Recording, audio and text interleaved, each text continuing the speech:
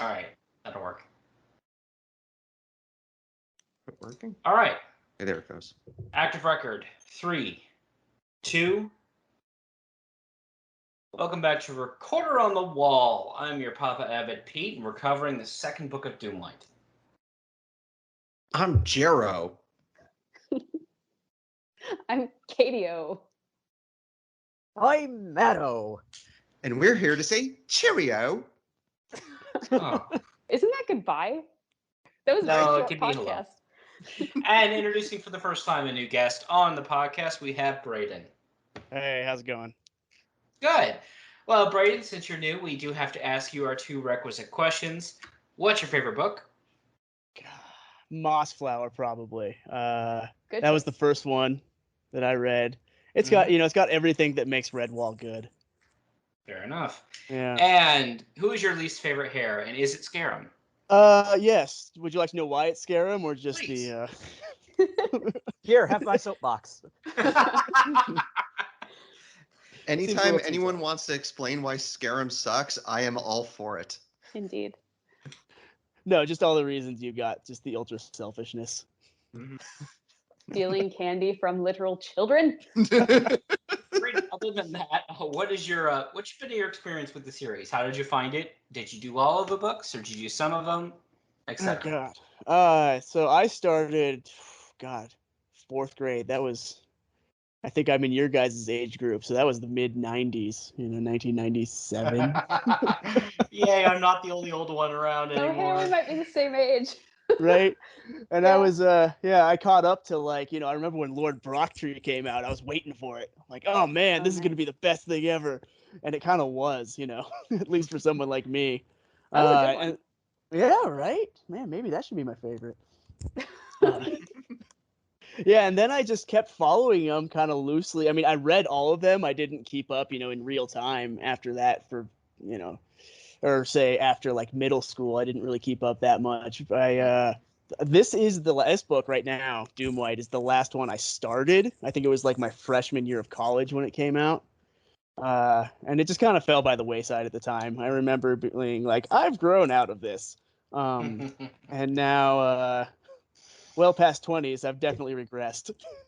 Yeah, the world is kind of falling apart. We need a little bit of happiness. It's awesome. I'm glad I got back into this.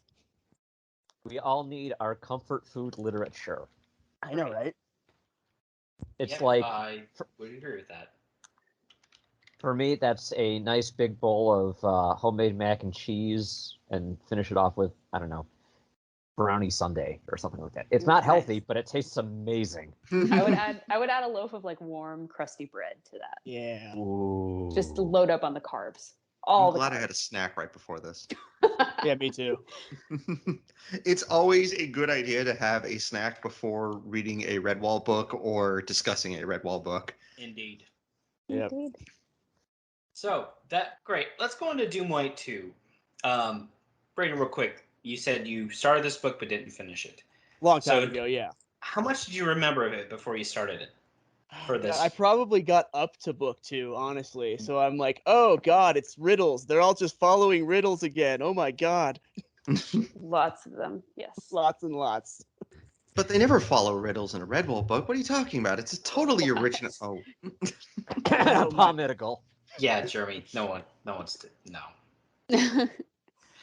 I don't think any of us could do that joke clearly. So, when we left off last time, we have Redwallers who are exploring underneath their own abbey again. We have the bad guys who are out to, finally over only 250 years later, finally take action against Gomph, who stole their precious Whatsits. Whatsits. And we have, and then we're going to see a lot of new factions come into this second part. I mean, yes, spoilers, the Ghosts and Shrews are going to show up, but they're normal. But we're going to have a completely new faction who, honestly, I'm going to get this out of the way right away. Where were these guys, like, every last time Vermin were in Mossflower in force? I mean, I could say the same thing about the Whites. Where have they been all this time if they're so legendary? Well, That's what I was wondering. We going did based establish off that of- last time. Going based off what happens in this section of the book, literally doing nothing. Well, they sit around just going, "We're missing something." Should we do something? They're the procrastinators club. We'll get to it tomorrow. Yeah. So yes, literally we begin with Redwallers underneath the Abbey. Because of course we did. And because they're not going to pull an Abastanzi, no, I'm not letting that go. They actually show some smarts here where they have everyone tied on belaying ropes. And B, they actually brought the necessary equipment for exploration. And they brought supplies, right? Didn't Yeah. they bring some food with them? Yeah, all smart things. Yeah. I like the little banter too between everyone, and there's a little good bit. There's like Dwink falls, and then literally 10 seconds later, he's like, "Well, I'm a squirrel, so I can climb back up." And Simolis just kind of throws in, "Then how did you fall in the first place?" As someone Hey! with a fear of heights, I find Dwink's fall to be repelling. Oh dear. Oh, it starts. Yeah. Brayden, I'm Weird. very sorry. We'll I do lasso my best in some of the puns. I do my best to control these guys, but occasionally, what they don't know, sometimes I have to mute my microphone, express my frustrations. So it's like about to reply when we get our phantom voice. Yes. Earthwhite, what are you doing again? I immediately was not fooled that it was Ballast, because Ballast would not go woo, he'd go whoa. Ah, yes. Ballast is now Brolus. So, Yes. I love it. It's my favorite. Me too. Thank you. So yes, I know, bro. Foo. I So, know yes. Fang Fu. the Redballers are not impressed by that, and they basically we have our hairs like, hey, cut that out. Well, except for Dwink, he's like, I don't know where this puddle beneath me came from, but we should get out of here. Zoinks, gang. Zoinks! Yeah. And there's this soft green light that's approaching him. Great seasons. What creature has a single eye that size? An eye that's green. What And could it glows. possibly be? Gee. And no one points out, hey, shouldn't there be two? But no, What okay. if they only have one eye? That's fair. No, that's fair. There are a lot of characters in this series that lose eyes. Yeah. So, who's actually wearing the eye is an owl. Underground. I mean, it Owl is Bet, explained. he has an interesting story. Meh. It is explained. And we have Owl's name Alco. Did I say that right? Aluko. Aluco. Yeah, like Luke with 2 extra syllables on either side of it. Okay. That's how I remember how to pronounce it. For the But record, I like his name. I do too. So there it's are like, plenty of other names that I don't like in this section of the book, but we will get there. so yes, they're like, hey, what are you doing down here? Well, I mean, I got certain feathers ripped out, so I'm condemned to a life of walking. But, hey, before we can discuss this in detail, quick, let's hiding. And we're told, hey, the Peyton ones are from coming around the table. Yes, they're back. They're back. And if we wanted to follow what we said way back in Matameo, the Matameo cartoon, this is where I would put, if it wasn't copyrighted to crap, I like to move it to indicate lemurs. So that joke. I just put a comment saying, I bet they started living underground after dealing with the Long Patrol hairs back in the Long Patrol. And they finally got the nerve to show their faces above ground again. But as both the Lung Patrol and this book confirms, the painted ones aren't lemurs, despite what the cartoon had to say. They're tree rats. Yeah, I That forgot is- what they were. Yeah. I kind of liked it better when we had the Matameo book and we didn't know what they were, frankly. Because it kind of removes that mystique to know that they're tree rats. But There okay. is one excuse we could give, and that's, hey, it's just a bunch of different kinds of vermin that all take on the Painted One's moniker. They just kind of learn from each other. So it's kind of like the Juska, but Painted Ones. That's fair. Yeah, I So, like it. we also find out that these Painted Ones tend to use blowguns with darts and poisons on them. Yes. We also get a variation on the usual hair war cry in here, where Yeah, I Bozy noticed. shouts, "Eulalia Bolaney." Yeah, he just adds his last name to it, or his whatever. I think it's of Bolaney, so I don't know. what that Martin, means. are you sure this is the warrior you want? I mean, I'm sure there's someone perfectly else good, but you want Captain Ego? Okay. Well, I'm he's calling. not bad at his job. No. I'm I still mean- going to call him Captain Ego when he annoys me. Calls him what? Captain Ego. I don't get it. I'm saying he puts his own name into his own war cry. So do a lot of characters in this series. Point. Martin used to shout his name as his war cry back in Martin the Warrior. Okay, That's true. okay. Point taken. That being said, yes. So, the owl holds up the big emerald. It's like, ooh, the Bayless, the eye of death sees all. Fear me. Pay no attention to the owl behind the emerald. And exit stage right. And we get a moment where Skipper decides to use a lantern like a Molotov cocktail and sets the chief of the Painted Ones on fire. I noticed. Yeah.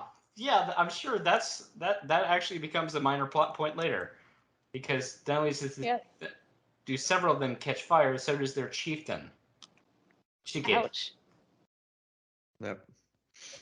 And I we're told also- outright that his tail and quote nether regions are burned. His Ouch. button. I do like the gag where we get our first named Painted One who dies literally after shouting his name. He goes, "Gaddock never misses." He then gets hit in the head by a rock and dies, and Samuelus goes, "I don't miss either."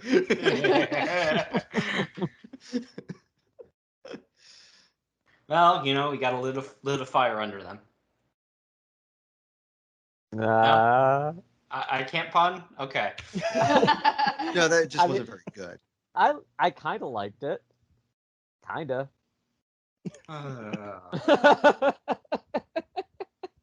Come on, baby, light my fire. What? God. There are a lot of Goodness songs in this gracious, book. great balls of fire. There are a lot of songs. See what I started? I can't even be mad because I started this. We also learned that the leader of the Painted Ones is named Chigid, which, with a goofy name like that, I'd probably be a crazy villain too. We also find out in a throwaway line that Aluko was a captive of the Painted Ones for many seasons. Huh. And it's a long story, but that we don't have time to go in. But the Painted Ones are also the ones who yanked this owl's feathers to keep him flying away. Yes, poor thing. Yeah. We're also told that when he was running in his initial escape attempt, when he was running away, he found the emerald. Yeah, he ran into a door and started screaming, and they're like, "Ooh, Ballast!" So he's like, "Oh no, that door must lead to the lair of Ballast, so I didn't open it." And they're like, "No, actually, that would have taken you into Redwall." And he's like, "Oh man!" It's like, you mean I've been eating Painted Ones for nothing? Yeah, it's like, I know. That moment was actually kind of both chilling and hilarious. yeah. Yes. Lucas- You mean you ate paint? Well, I never. So that's where the greenstone was. I mean, it's not unheard of for vermin species to eat birds. That happens quite a bit. Yes. But rarely do we get a character you can put on the hero class that, some good old vermin cooking. Well, there wasn't a lot else he could eat. Nope. I mean, even the Warden of Marshwood Hill stuck to like lizards and newts. Lawbreakers.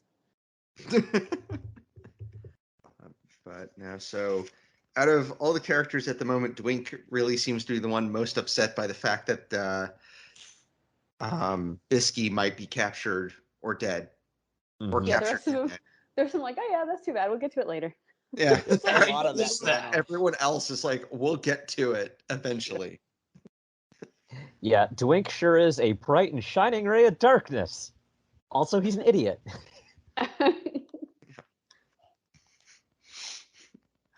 But Yeah, my literal note was, Dwink, check yourself before you wreck yourself. Oh, boy. And now are we in the chapter with Bozy has plans? Yes. Mwahaha. He has plans that he will share with us after he eats lunch. Yes. He is a Oh, hero. yes. We get start chapter 14. We're introduced to I don't know, how old is this child character, for the record? He What's made the- me think of the brat kid of the Pygmy Shrew Queen and Martin the Warrior, or the Squirrel Prince from Rackety Tam. Yeah. I mean, that's where I was going to go, but yeah, when this character is making Dinger from Martin the Warrior, the little pygmy shrew brat, look civilized and well behaved. Yes. Wow.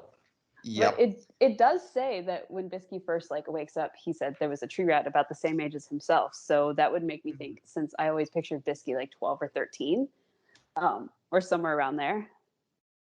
That's fine. Jeg is that Yeah. kid who, even though he's 13, still acts like he's 6 and Oh, is no, like, I'm going he- to go farther. he's the type of kid that goes like, oh yeah, well my dad works at Nintendo. I'm going to go farther, and for those of you Game of Thrones fans, this is freaking Joffrey Baratheon by another name. I would I was agree with thinking that. Dudley Dursley a little bit. There's that. That's another good referential point, actually. I think Joffrey is a better comparison just because I don't know, Dudley. I don't know. They're both good, but I'm just thinking that Jeg is a little bit more like deliberately cruel just for no reason. Yeah. I don't know. But admittedly, does Dudley hurt is me. a lot more forgivable because we do see a moral progression in those books, and he does end up redeemed. Joffrey? Yes. No. I will say Bisky does take it a step too far, though, because he does say, I'd like to leave you with a day with Brother Torless. Like, come on, man, that's just wrong. No, I'd leave this guy with Brother Turles. But yeah, basically, Bisky literally wakes up with this lovely equal child, Jeg is his name for the record, biting him. Like, maybe it's just little nibbles, but it's literally begin. But then he goes, I eaten you, mousy. Yeah. Yeah. And Bisky takes it well by kicking him in the face. Well, stomach, but We then get, you know what? He might also be a little bit like Cartman. Is the very first thing he does. He's like, man. that's actually not another bad comparison, frankly. That's actually pretty. So, but I just yeah, put in my notes, what a mama's rat. Oh God! And yeah, but he even says when the point where he says like, "My dad's the chief." That was the part where I was like, he's literally going, "Oh yeah, well my dad works at Nintendo. He knows what he's talking about." This reminds me of like an outcast of Redwall back when sorry, I think I'm losing my voice. My bad. Anyway, back when Vale was like with those two foxes, like, don't you know who my father is? He's an evil warlord.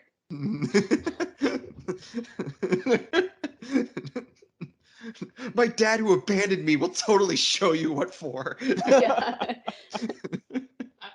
we do get Tala, the mom, actually does have a mama bear moment where she threatens Bisky, like, "Oh, if you hurt my kid again, I'll scratch your eyes out." And it's like, okay, yeah, hon, you have to know your kid. This is a regular thing with your kid right now. I'm just picturing her saying it in the exact cadence and tone you did, like, Don't hurt my kid. I totally don't want you to do that. No, how terrible. He's injured. Oh no. So who do we think is worse, this mother or Antigra? Oh. That's a hard one because Antigra she was like insane, obsessed with making Grooven into the Tagarung when he would never ever be the Tagarung. Right. But this mom is. This is more like Queen of the Harpies back in Hyrule Lane. Oh, that's true. That makes sense. Yeah, I think that's better. But she's not the sort that will actually like follow through to the same degree. She's not, I'm going to chop down this tree just so I can kill you. Right. Anyway, that basically he's captured and he's just going to have to wait this out because I'm sure he'll get out somehow because it's a Redwall book. Come on. No, But he's gonna say. Isn't he like dangling upside down from the branch though? Like it's not in this chapter, not yet. Okay. I got ahead of myself. So meanwhile, back at the Abbey, they're celebrating because Sister Violet won't take any credit for killing the white raven that was hiding brilliantly in the bell tower. Yes. And so she basically lets two Dibbins claim the notoriety. And I admit this sequence is pretty funny because we get Redwall celebrating these Dibbins. killing a I bird. love the song. It's kind of amazing. It's Bag, Run, and Grub all over again. Yeah. Yeah. And there's Brother Weenie, being a weenie. Someone's got to do it. Yeah. I love too that their solution for this bird, just like the last, is all right. Let's throw it in the ditch. Previous generations of Redwallers did bury the dead, both their own and the enemy. Cork sounds like time to toss him in the muddy ditch.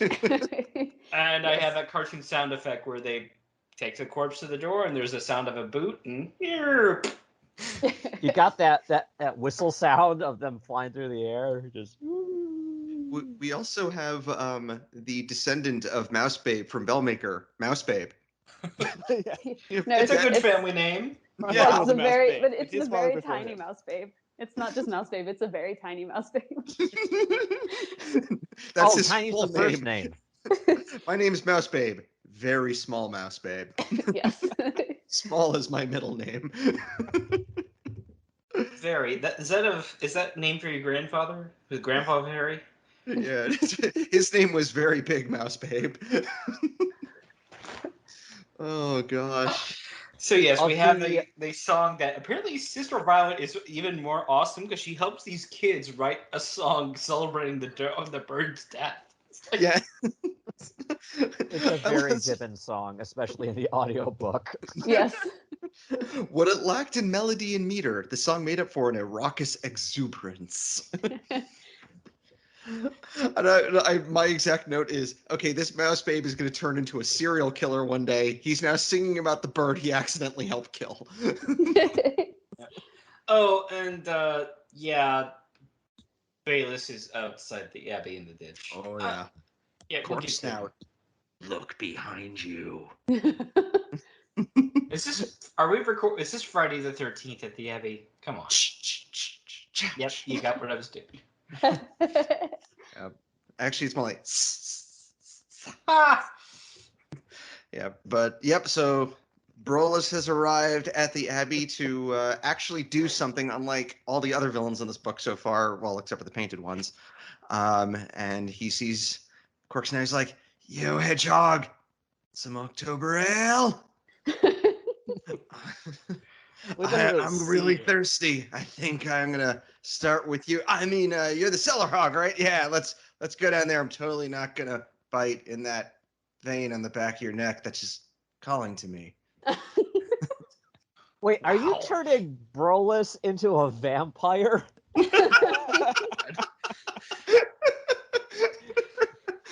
Like, good evening, bro. Can you invite me inside? I totally want to suck your blood. Oh no. Oh no. Oh god. But let's try something a little. It's also funny. Hey, chicken, you sitting on an ice pack? He's not going to do a whole lot of sitting for a while. Oh, God. The pain from blazing lantern oil searing his tail and nether parts. Yeah. I love how his wife is like, "Oh, you poor thing, does it hurt?" And he's like, do you want me to burn you and see if it hurts?" Honey, I just got a really bad case of hot nuts. Come on. It's clear where Jake gets his manners from. Yeah, Jake exactly. makes Bad Red look like a good leader by comparison. I mean, to be fair though, that was kind of a stupid question. Yes, it is. Of course absolutely. it hurts. Does it hurt? You tell me. Oh my god. Oh. And he's basically he's trying to compel his painted ones. Go get back there and kill them. Okay. Yep. We then shortly followed by painted ones go down the hole. Apparently I made the lantern same oil joke that- in my notes. What? I made the same joke in my notes. Kurtz and Rock go down the hole. Because I wasn't sure if you were going to make it, and I wanted to cover my bases. But guess what? Oil is slippery, you guys. Who knew? Oh wow, yeah. Apparently, the lantern oil that didn't burn is basically, it's slippery as micro machines on a wood floor. So Harry and Marv go skidding across the cave, and Oh no. yep. And our Red Wallers assist them. If there's a slip of ground, they also assist their enemy by using a lot of sling stones at them. oh yeah, and they immediately they retreat. And I do love. They're like, "What happened? It was slippery down there." And they threw rocks at us, and they were mean to us. And one guy fell in the hole, and now he's gone. Oh, and the Red Wallers captured 2 of them. Oh, yeah. Oh yes. And Bosie calls them, you scruffy Omidorns. Which I Yes. looked up, and apparently Omidorn, variation on Omadon, Mhm. is an old Irish insult meaning fool or idiot, a contemptible person. Hey, did you understand what the hair said? No, did you? No. Fuck away did. with you. Is he Scottish or Irish? I'm always confused. He's Scottish. Yes. Well, the painted ones are a little bit skittish, so. Oh, Oh, boy. yeah.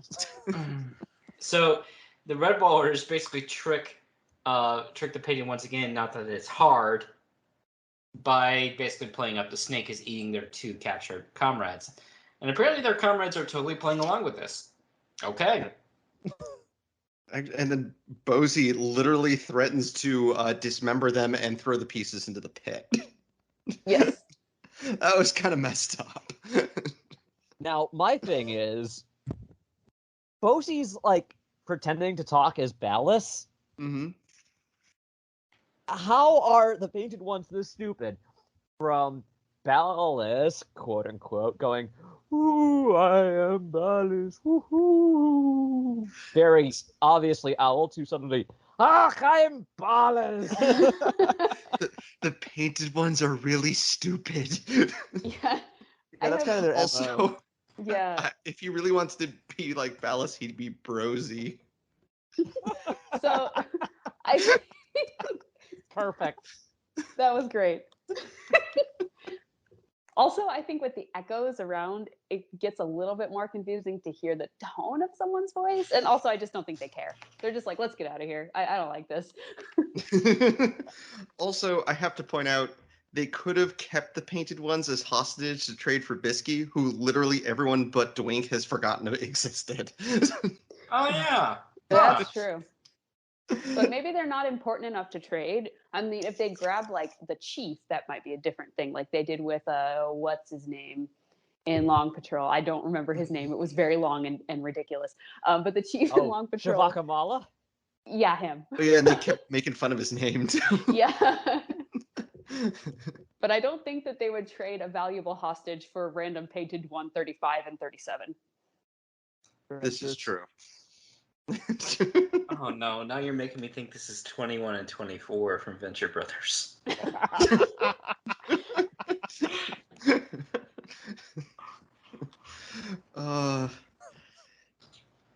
Anyway, so the Red Wallers basically scare the painted ones off, and hey, that tunnel that the painted ones were coming by. Alku's like, hey, I tried to block it once so the penguins couldn't get at me, and it nearly killed me. Hey, Formal, what can you do with that?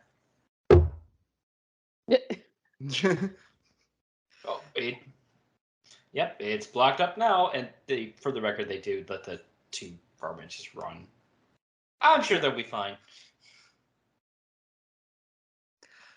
And Dwink has remembered that Bisky is alive, which Dwink is a very faithful friend throughout this book, and I like him.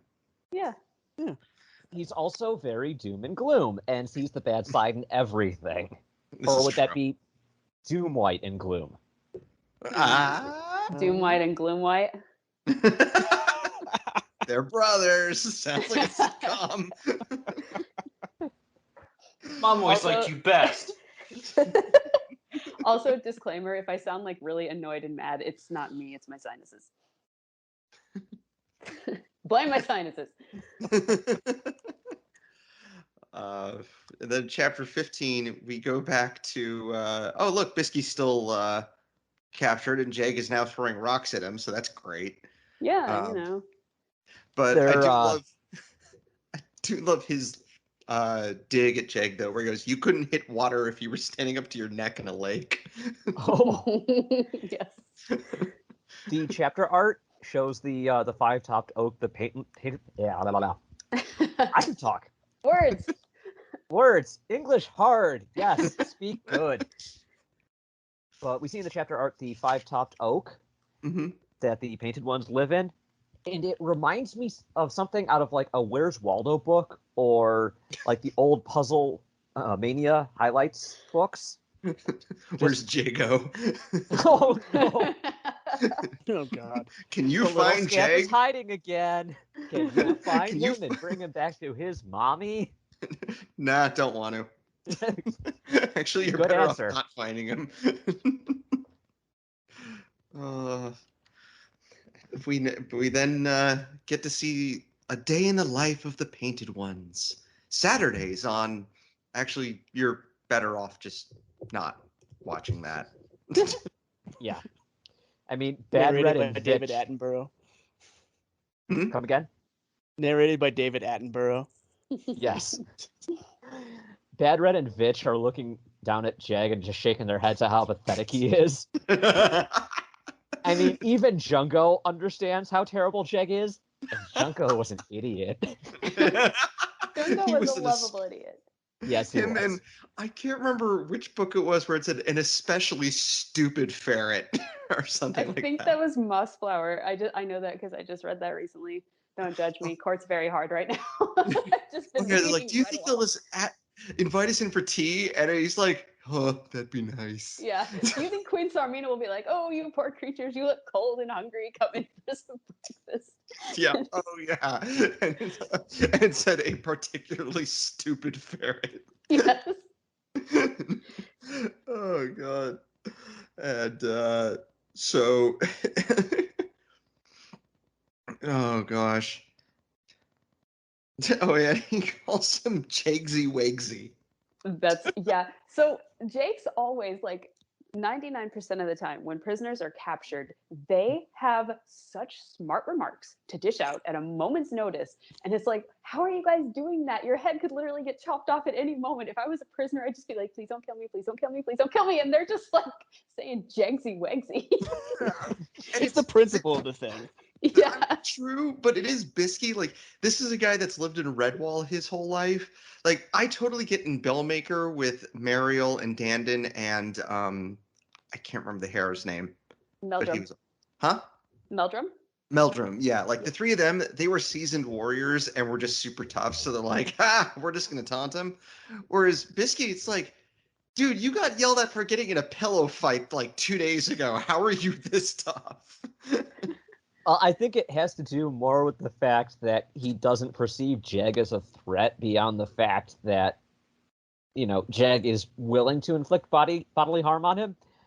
But he's also surrounded by guards who are after, Jeg's initial attempts. And he's like, I want to kill that mousey. He's like, no, you can't. Not until your daddy says so. So he feels safe because he has guards that will keep him safe from Jag. Yeah, this is true. And then, so Chigid, aka Burned Bottom, comes back. And we get a great moment where he's just like, God, I've had the worst day. I just want to lay down. Jag, stop yelling in my ear. Jag, kick. Yeah. He literally kicks Jag off the tree and he plummets and gets knocked out. Yeah, he's like, get your paws off me. I'm injured in a war. And I'm saying to myself, really? You call that a war, you pathetic painted parasite? Then what do you call some of the Long Patrol's most famous fights? Your tiny cluster of synapses that barely constitutes a brain. Even by Grunton, I have a stomach in my head, Curdley, would be able to tell you that wasn't a war. That was a failed ambush at best.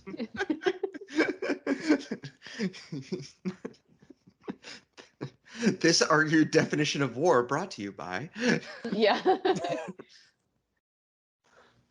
We then find out that the Painted Ones have captured a Gaussum shrew. Double is in trouble. I No, made that not the same worst. joke in my Oh Oh. You guys have double, one all's in mind. trouble. Tug his wrath burns as he reaches for his club. Bull. Okay, I think that reference got away from me. I think you guys have melted into one person. We've invaded each other's minds. And Yes, we now have a psychic link. Jeremy, I have a deck of cards. I've just pulled one out. What is it? the Ace of Spades. Yes. Actually, no, it's the Nine of Hearts, but good choice. You had a 1 in 52 chance of being right. Well, I'm glad to see Ghostum in this book because they're always fun. Oh, the And Logalogs yes, are always. The Logalogs are Yeah. always wonderful people, and they're never, ever terrible. Oh no, Jeremy and I just made the same joke. I think we're all melding into one person. So we are now one person, recorder on the wall. That is our No. name. That's why it's recorder on not recorders on the wall. Yeah. So continuing on. Double is the son of the Logalog, who's named Tugga Brewster, which the very first time I read that, it just made me think of Punky Brewster. There's your nice old reference for the day. It's actually pronounced Bruster, but I like that joke, so I will take it either way. Tuggy Brewster. Tuggy Brewster. He has his own song, apparently. He Yeah, does. he has his own theme song. I mean, wouldn't you? Go ahead. Wouldn't you if you were a leader? Yeah. So, but I now mean- you're just making me think he's Kronk, who's singing his own theme song. Oh no. Yes. Here it's the best song at the club.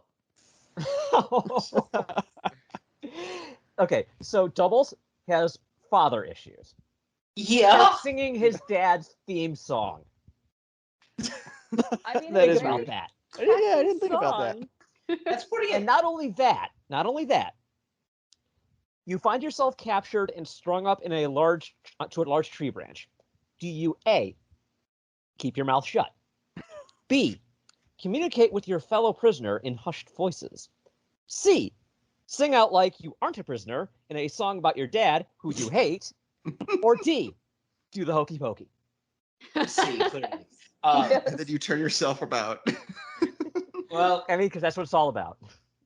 yes, the Painted Ones have captured the song of the Logalog, and I'm sure Dad, who's a great man and not a worse father than Regaba, is gonna come to his I rescue. feel like right? we're unfairly mean to Roosevelt sometimes.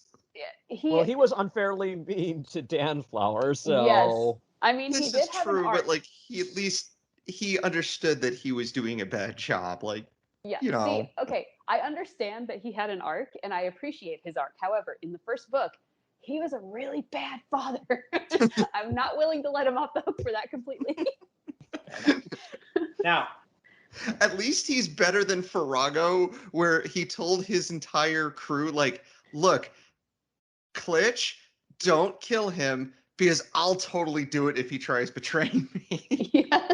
At least Roosevelt didn't like go, I'm gonna kill my son, you know? speaking of bad fathers, Shigid finally acknowledges his son, who has been torturing captives, and said, "Hey, cut that out." And Jake does not take this well. He's like, "I want to kill them. They're calling me bad names." Dad's just like, Wigsy. "No, no, we're killing them. We gotta. We'll just make them slaves. That's what prisoners can do."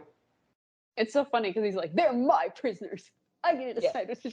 It's like Mine. these two children arguing. Yep. Jag and his father. Yes. So you're telling me Tala is the smart one here? Yes. Yeah. By I comparison. wouldn't go as far as to say smart, By but comparison, I would. Not as by stupid. comparison, the rotted tree log is the smart one.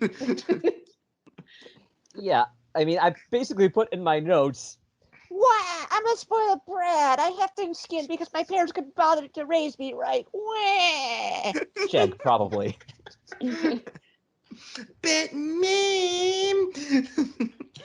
So yeah, they're gonna make our two prisoners go forage for food, and but they have the painted ones have the sense to rope them together by their necks and have a hobble on their footpaws with a small boulder tied to it. Yes. So they, I'm surprised they know how to tie knots. Yeah. I mean, they Well, are they do live tree in a living. tree. They have to have some sort of rope structure up there. I'm not I don't saying know. I this is the just Swiss Family picture them Robinson. all Okay? randomly scrambling around and falling off the tree limbs randomly. That's why they're so stupid. They keep falling on their heads. I'm not saying this is Swiss Family Robinson level smart, but it is that I would think they could do some mushrooms. And our two captives begin. Did I say mushrooms? I'm reading and it's hitting my You get brain. mushrooms and foods and radishes and sharp objects. Yes. What was that? No, nothing. Nothing. So yeah, our two are basically gathering mostly mushrooms, and they claim, "Hey, there's radishes down here, and not sharp flintstones." Oh, okay, dig them up. It's like, I You found said- some flint. What was that? I said you have a nice glint in your eye. Oh, thank you. I'm flattered. This is a good idea the devil has, though, which makes me think that he often has brilliant ideas like this, and of course his father just appreciates him for the brilliant person that he is. I mean, we're told though, from Double's point of view, he can't do anything right for his dad. But yes, I get your sarcasm. You know, I do like the way he puts it, where he says, "So I told him what he could do with his log title and his log boats and his whole Blinken tribe." Yeah. I'd like to hear the end of that conversation. So I'm sure it involved a bottom. chapter Oh, yeah. 16, chapter 16 begins with our big bad Corvus Skur and his name of Wormtongue Snake Sikaris definitely having a fight. Can this marriage be saved? I did right. Oh, great. Corvus and Sikaris are having a lover's quarrel. Still better than What's His Face and Queen of the Harpies. Mom and Dad are fighting, said all the other birds. Literally What's His Face. And I have to ask, do these guys ever actually do anything from this point onward? Because they, so far in this book, the only things they've accomplished doing have tricking one stupid rat into a swamp and boiling the other stupid rat alive, which I actually felt bad for them. And then they've sent a couple of crews over to Redwall who have literally accomplished nothing, including one that we spent the entire 2 pages of spying on Redwall, like, all right, I'm going to take something from them. I'll wait until the gong. So that's they literally accomplished nothing. They also went to Brolis and asked him to do stuff for them, And well, we'll find out how successful he was in a little bit. Is this why we've never heard of them? Probably. Like I said, Yeah. when we started the episode where it's like, how come we haven't heard of that? Like, they haven't done anything all these years. We haven't heard of them. It's because they literally sit in a cave and do nothing. Yeah. They plot to and fish. plan. Oh. You know, that's how they survive this whole time. They're creative consultants for other vermin hordes. Creative. Yeah, everyone hears what they have to say and does the exact opposite. Oh, Captain Rogway Peach Fuzz. Okay, if anybody doesn't get that reference, watch Rocky and Bullwinkle. Very, very classic material. Very Yeah. dumb, very dated, very funny. Oh, it was great. So, that being said, hey, 2 of your whites are dead. Like, wait, what? Yeah, sorry, your 7 elites, they keep dying. And 2 of them are dead. One of them had a very musical end. Yeah. So, yes, the first one is killed by the painted ones using poison darts. Okay, that's fair. We didn't really touch on it earlier, but the painted ones did hit Skipper with a dart and it basically deadened his leg for a whole day. Yeah. 3 darts is too much. Oh. I mean, this is a thing in ancient cultures that poison, blowguns and poison darts are, something that's humanity's been using to kill each other for a while. So, yeah. I was just thinking of the scene from Ace Ventura 2. Yeah. Oh, Where he gets hit. It's like, I can feel it. Like it's right in my neck. And he gets hit with a third one. He goes, 3 darts are too much. And stumbles through the woods, leans against a tree. I think I lost them. And then like 5 more darts like hit him. Oh. so that being said, the second one they were reporting dead is the crow in the bell tower. Yep. And Bayless is eating him. is dead. Oh no. I want to point out there are 7 whites, 7 of which 2 are dead. Something. Never trust a Corvid. Yeah. Oh, I get it. It took me a But- little bit, but I get it. Yeah. But yeah, they're basically they rushed to judgment here and said, "Oh, none of those Red House Earthcrawlers could have killed Taro. He was daring and brave. Only the snake could have done it." Sure, okay. Meanwhile, Brolus is like, "Ooh, dude, free meal."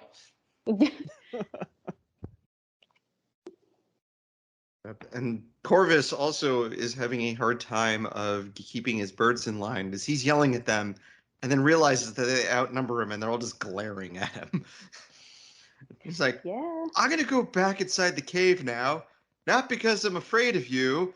Not at all. I need to talk to the Wells. Yeah, that's it. All right, see you guys. I need know, to this go is like the iron my first time. snake. Well, this is like the first time anything has happened. They're like, this isn't going well. We don't do well being an active participant. Let's go back to consulting. Yeah. Let's go back to. I think, you know what? We finally found Vermin HR. Oh no. That we've never seen them before. They never get anything right.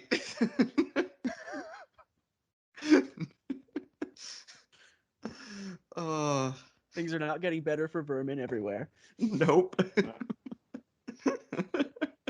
Their insurance premiums are about to go up sharply.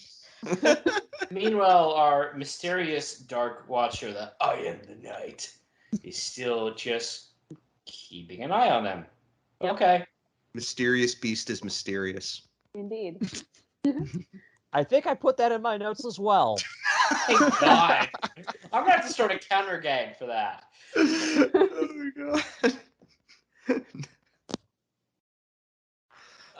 So back at Redwall. Meanwhile, back at Redwall,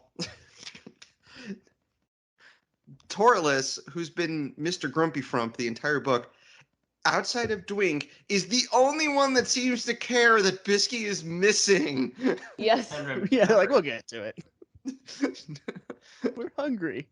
It's like, But did it you al- guys go down there with another mouse? I don't know what you're talking about. But also, would it kill him to smile a bit? Who am I kidding? Maybe. The answer's probably yes. Bronchitis is contagious, you know.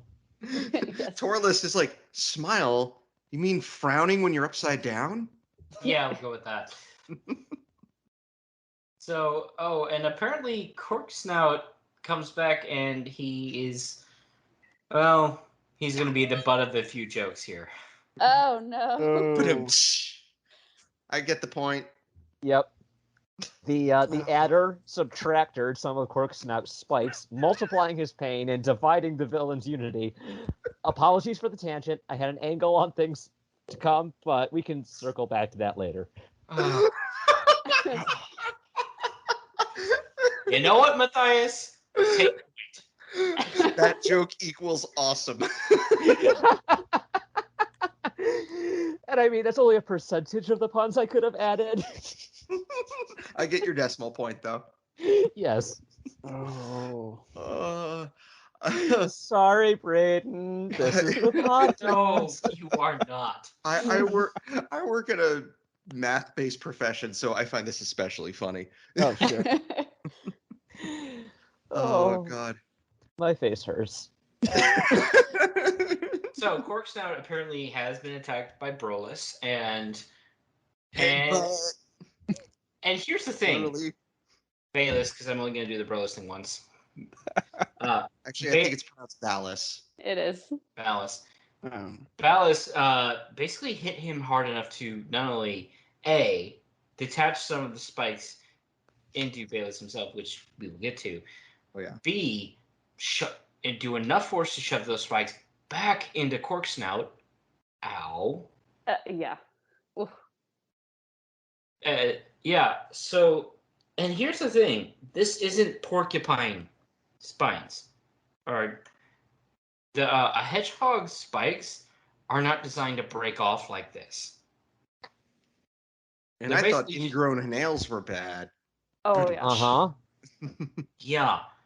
So this had to be A, a lot of force, and B, that's going to hurt both parties considerably there.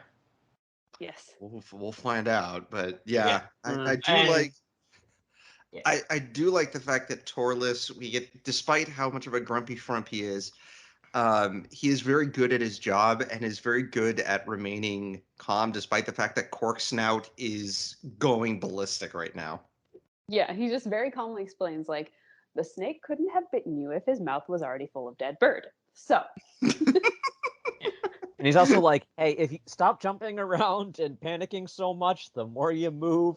If you were bit, the faster the poison will spread. So sit down and keep your mouth shut.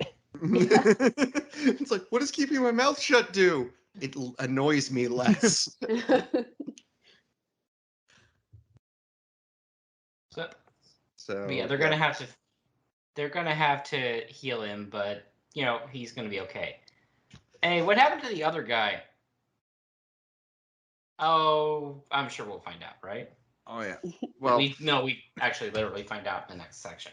yeah, and I will say, even though I will comment the fact that Bisky is still missing and everyone seems to have forgotten about it, I will say Adder loose in the forest is at least a good reason not to go looking for him at the moment. Yes. Mhm. Yeah. And yeah, Bala's not doing too well at the moment. He's got a bunch of spikes were embedded into his head. Yeah. Ow. And ow. Body horror. Yeah. Yes. Yep. And it gets worse and worse. It and definitely worse. does. So I would like to, as is my custom on this podcast, pick at a tiny bit of minutia that bothers me. But with when they are talking about how Bella's got this injury, it said, had he not been blind, the injury could have been averted. I would just prefer that they put that as might have been, because newsflash for the rest of you, but if people who are not blind can still get injured, it's a thing that happens. So, Well, so to be entirely fair, in this particular situation, he is a animal who has stronger sense of smell that it said was disrupting his everything. and he just decided to chart. Also, he's kind of stupid by charging forward as fast as possible. He just got really excited. It's like when you see a dog like get all yippy and like run across the room and slam into the door, you know? Like Yes, but I mean, Or wag their tail so hard that they, fracture a bone or something. yes. Oh my Ow. goodness. That's But I mean, actually a real thing. This Yeah. just reminds me of my fully sighted, 100% sighted friend was, I don't know what we were doing. We were doing something. She was running around my house. She ran full sprint into my wall, like full, and like her face was actually swollen. I really shouldn't have laughed, but I kind of did because it was just really funny. And she laughed too. So it wasn't like I was laughing at her while she was on the floor, like groaning. well, like, to put I can attest that as someone who is completely sighted, I am a clumsy dimwit half the time, and I have injured myself in many ways, including slipping and headbutting the corner of my glass TV stand. ouch. Yeah. See, I mean, Yeah. I've done stuff like that too, but like some people want to blame it on my blindness. I'm like, that's actually, I just wasn't paying attention. Like, that happens. I fell in the shower the other day. It happens. Ouch. Ooh. When I was a little kid, my parents and we were at a house that my dad and one of his friends were working on, like to kind of like refurbish, and I ran right into the glass sliding door because I no. didn't notice that it was there because it was so clean, and I mean ran like full steam. Owie. Oh no. I have one. Let's see, I think I was like 17 at the time. Was at somebody else's house. There was like a gathering, and along with a couple of the other older kids, we were watching the younger ones, and it's like, okay, let's play hide and seek out front because it's starting to get dark. I trip over a small decorative bench that's between these two trees. Apparently, the really funny part is that when I went flying, because my arm was extended, I looked like Superman. Well, that helps. But I also ended up with a goose egg on my shin that took like a year to disappear. If only you had the magic powers. When I was a kid at a summer camp, one of my friends and I were decided to like kind of log roll down this hill. We both curved and our heads right into each other. Ow. Oh no. I completely derailed us. I'm sorry. We're just telling injury stories now. But yeah, so no matter what, if you're sighted or not, you're if you can be being a clumsy dumb bottom knows no bounds. Yes. I fell down a whole flight of stairs once because I was walking around and talking on the phone and not paying attention. I did manage to tuck and roll, so I just bruised some ribs. But it was like, I'm just laying on the bottom of the staircase going, I don't know what happened. How did I get down here? Anyway. Nope. So But- chapter 17. But none of those injuries involved hedgehog spikes, so we're all good. Yep. So on to less horrifying things. Yes. So I have to say, the painted ones have been more effective villains than Corvus's crew. First of all, they killed a member of Corvus's crew, so that kind of gives them a point. And they actually accomplished something by kidnapping Bisky and Double. Yeah, I mean, I'd agree with that. We then get a very good sequence of Bisky and Double working together to get free. And it Yes, gives me this was- really strong Tryst vibes for some reason. Yeah, I just really enjoyed these two people who haven't known each other for a very long time, but they're just like totally just united in this united front to get free, and they're just like helping each other whatever way they can. It's very nice and sweet, and I like it.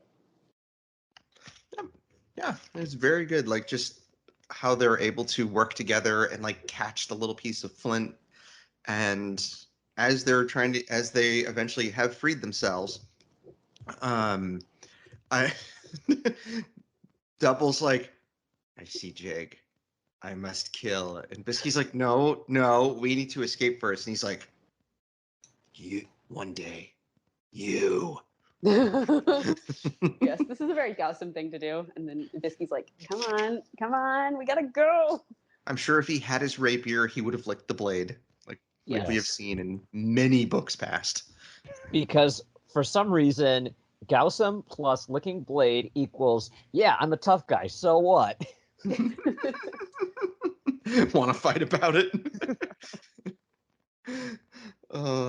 So then they leave and get some food, and like, oh, all right, now we're okay, and nothing bad will happen to Thwack Thwack. Hey, brain damage. I mean, at least it's sandbags. I get the impression, at least from these books, that a sandbag is a less lethal way of getting knocked out than, say, a club. So, I mean, there's that. I mean, it will spread out the impact to the skull, but it probably will knock around the contents of your skull a bit more, so I don't know.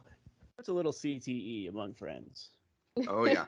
It's definitely brain damage. I also heard the Mission Impossible theme when I was reading their escape segment.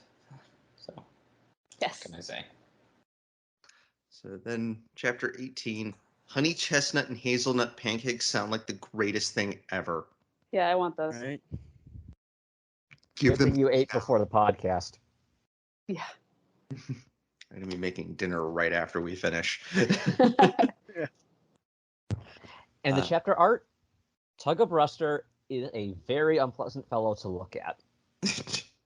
Too bad his personality is even uglier. Well, we might as well get into this and.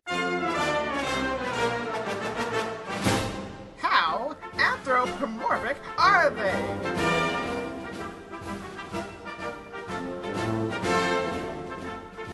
So, how anthropomorphic are they?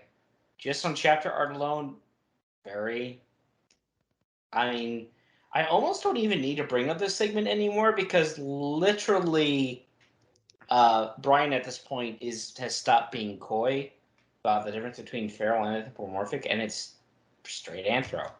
I think it's also they have a consistent artist for the last couple books too. Because for a while we were having very different artists in a lot of the books, like in Bellmaker in particular, where everything kind of looked like rough sketches at one point.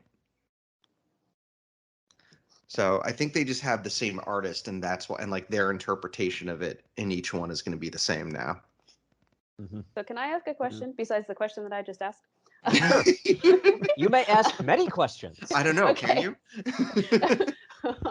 Regarding the chapter art, like I assume that there's been art of shrews before. What makes Tug of Ruster so unpleasant? Is it like he's scowling, or is he like brandishing a club?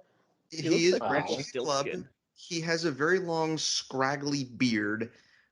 He has sandals on. He kind of looks like the grumpy guy that you see sitting out on his porch, like wagging his cane, and people going, "You young people, get off my lawn!" Okay, I see.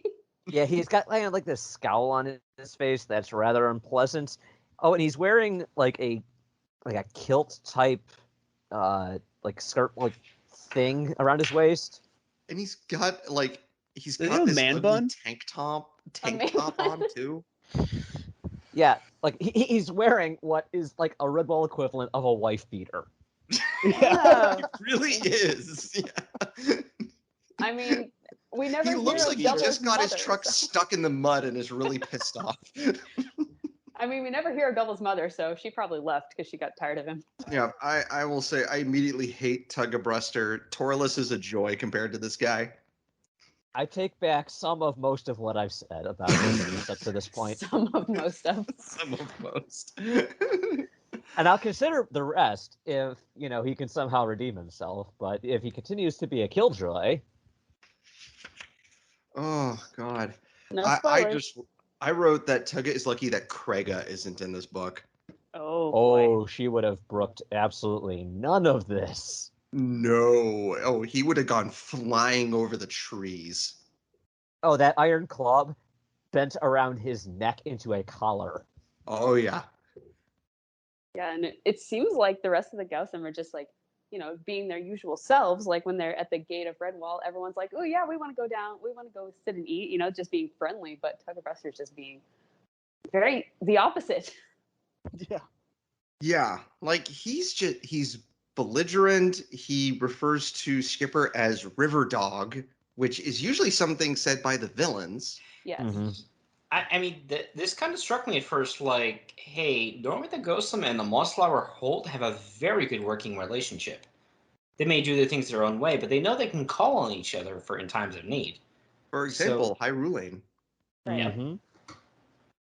And yeah, and Skipper's like, I'm not taking that from you, and just smacks him around. and then Bozy literally just holds the sword up to his neck like, do you like your head where it is, or should I put it somewhere else? And notice that none of the Gaussum step forward to help him. They're just like, yep, that'll happen.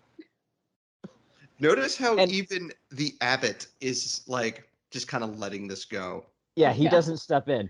I mean, the abbots and abbesses of like the past 3 or 4 books would have definitely had a problem with all of this. Mm-hmm. Not Abbot Glitzen. He's basically like, I'm only getting to step in if things get really bad in the dip and see it. Right. Yeah. At this point, it's just threats, so I'm gonna let this go. Now- Check out our bells Abbot. while we ring them. I mean, you can make the argument that we're told that this is a northern Ghossum tribe, so maybe they don't know or don't have the working relationship with the Mossflower Hold of Otters, but still. Not exactly a good way to earn good hospitality by being such a terrible guest from the get-go. Right. He's a jerk face. Indeed. Yes. Tugga Bruster? More like Tugga Bluster. He should use his mouth less, a lot less. Or better yet, maybe call him Tugga Blister, because blisters are more pleasant than this guy, and they eventually go away. Ow. Do you have father issues? That's the question. Maybe. So, yep, we find out that so like, and Skipper and Bozy is immediately like, I don't like this guy. Every time he steps out of line, I'm gonna make sure he steps right back. I like the fact that Bozy takes no guff from this guy from minute 1. Yes. And again, like Constance would have been nicer than Krega, but oh god, I really wish there was a Badger Mother in this book, because oh my god, or just a Badger at Redwall, because this guy wouldn't have lasted until the end of the chapter. Now I want to see one of the Badger mothers deal with this guy. You made me sad. I want to see it. You know, what I want to see is one of these Gaussum pull a Fenno on him. Oh, yes. Well, we still have time. Hey, want to see how far I can throw my rapier? Tugga, Oh, I'm gonna sorry, throw it over there. Tugga, Turn I around. didn't see you there. Oh. So, yep, they decide to leave and go searching for both Double and Bisky. And as they're traveling, look, a snake! Snake! Snake! Don't step on Snake. And he's not doing too well. He drank too much last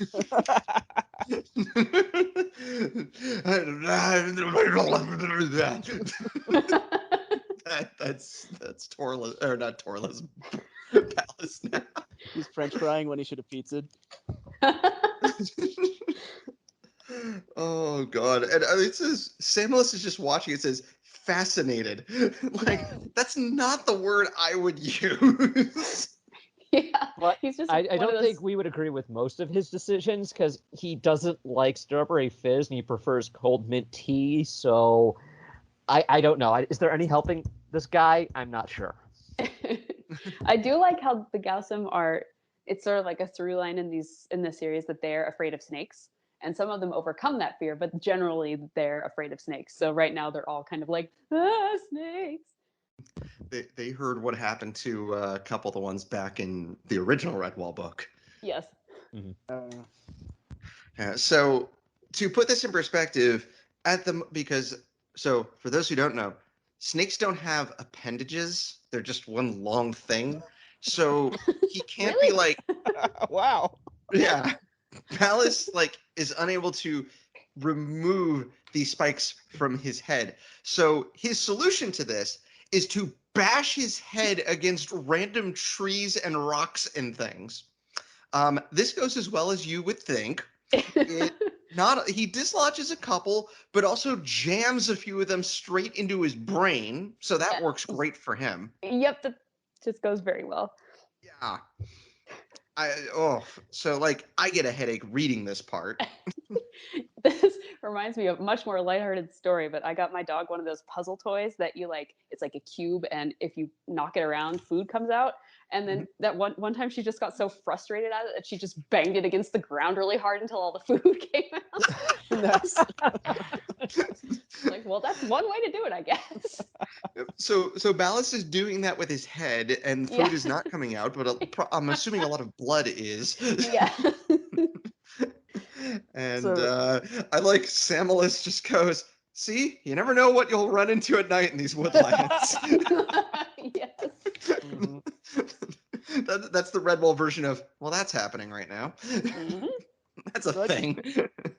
I just finished taking an anatomy class, and I keep overthinking this of like, what part of his brain are they in? Like the forebrain?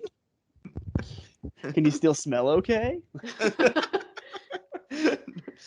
And so we see that while Ballas is doing that, a puddle of a different liquid has appeared underneath Tugga-Bruster.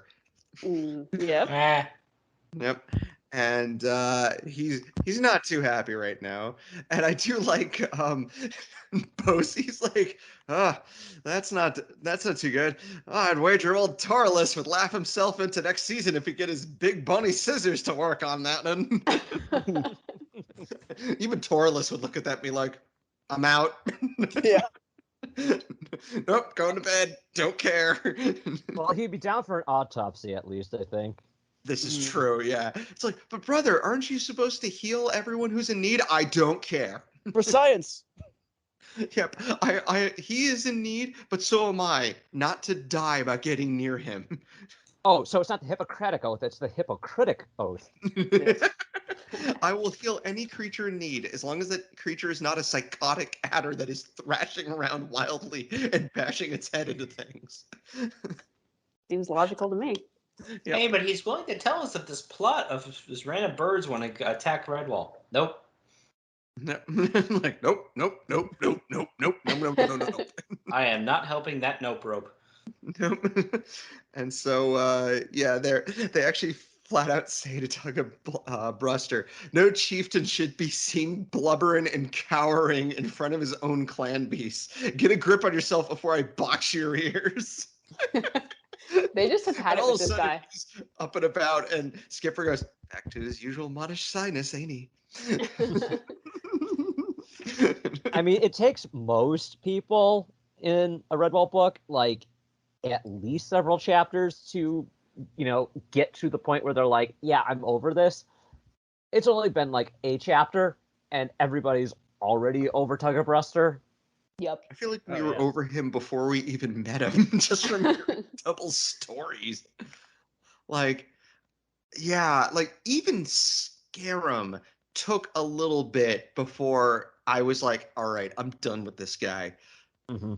But we also have to, because we mentioned, like, we had our like little Discord chat, we were talking, and I had said the biggest difference here because obviously Scarum is worst boy, that will never end.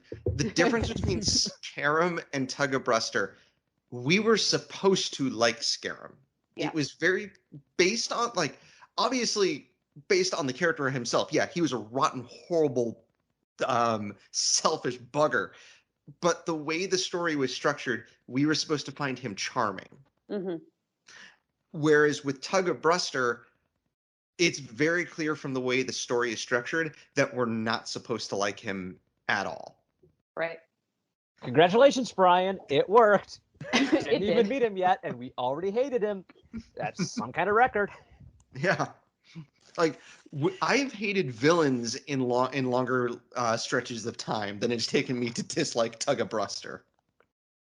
I mean, you can even find, like, Farago, for all of his monstrousness, there is something very interesting and compelling about him.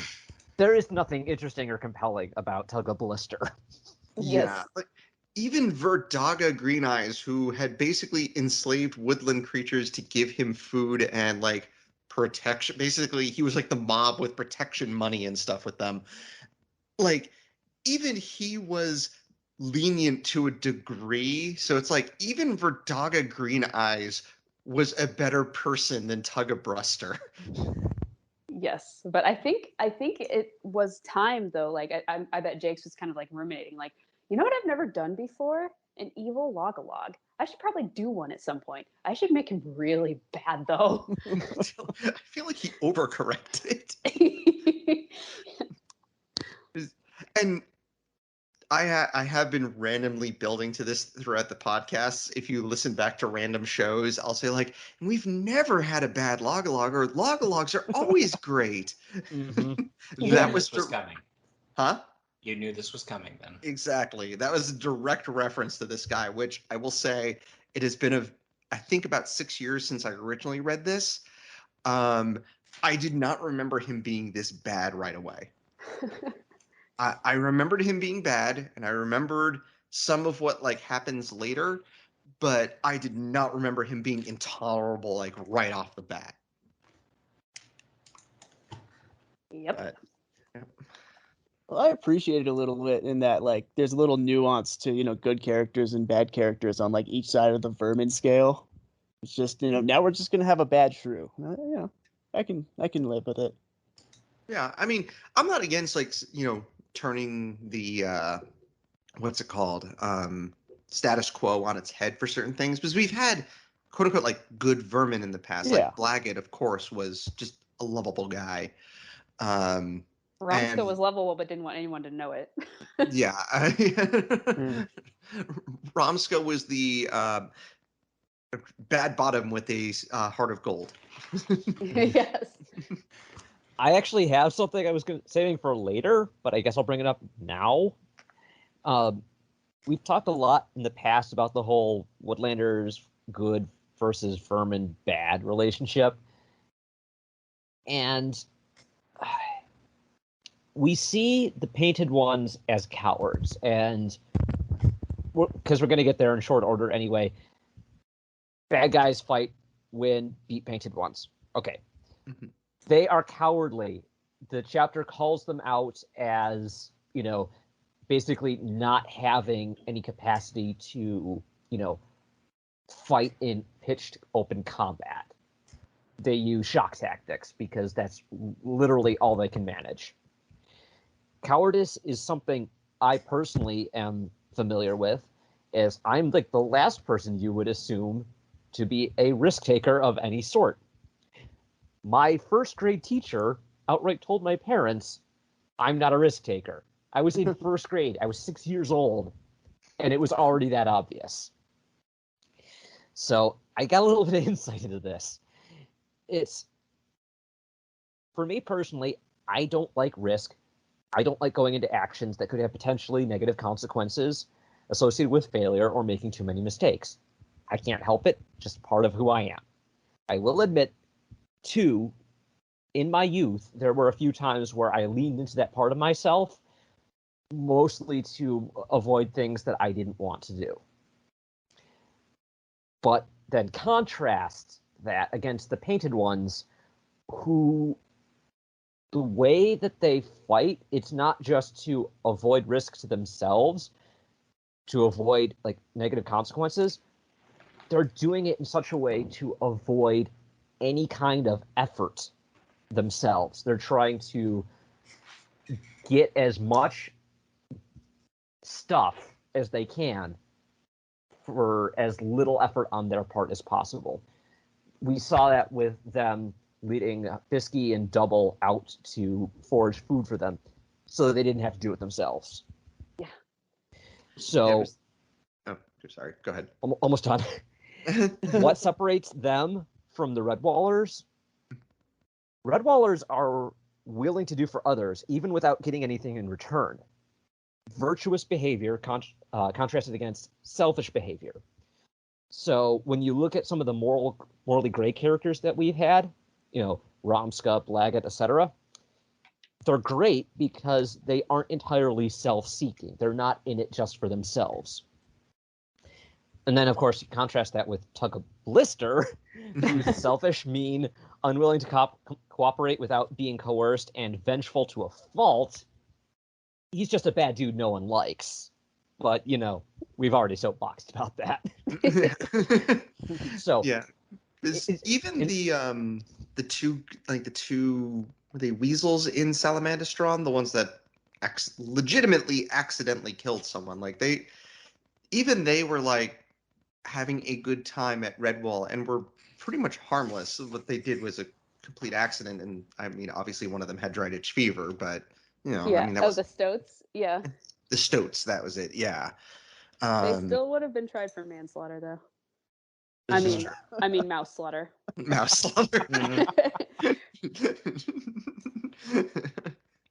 mouse aside. So, yeah, I think it's not even just like shades of gray with Tugga Bruster. It's more of he's just an unlikable jerk. Like, I'm fine with like because I like oh god, man, I am terrible with remembering names lately. Fulgrim in Legend of Luke, who was obviously very kind of shades of gray because he was a serial killer. Let's not beat around the bush. He was just a bit troubled. Yes. Yeah, but there was like more to him. Like he was more complex, and he was also very protective. And like there's that great moment where it looks like, you know, a couple of our less capable heroes are going to get killed by some villains, and he runs in and just snaps one of their necks. Yep. And like rips the throat out of another one. Like, so like I think with Tugga, if he at least had some normal shrewness to him, because obviously the shrews have always been kind of combative at times and things. He just feels like, They're cranky. Yeah, Yeah. exactly. But there's like a takes it up to 11D. charmingness. Yes. He just takes it up to 11D. Yes. 11D2. Yeah. We find out Bisky and Double have been given the Martin special. Yes. Buy one Martin special, get the second one absolutely free with a $10 purchase. Whack, whack. Bonk. So, yep, they wake up and they've been captured by another group of characters that live in Mossflower. And this leads to me what I started this episode with. We'll get more into this group in a second here, but we're not really given raw numbers. What we are told is that this group is basically all descendants have gone in some way or another or married into the family. I hope so. Yeah. And B, that at some point in their history, a descendant of Gonf was kicked out of Redwall for thieving. Oh, And so the Orc-Will special. Yeah. Yeah.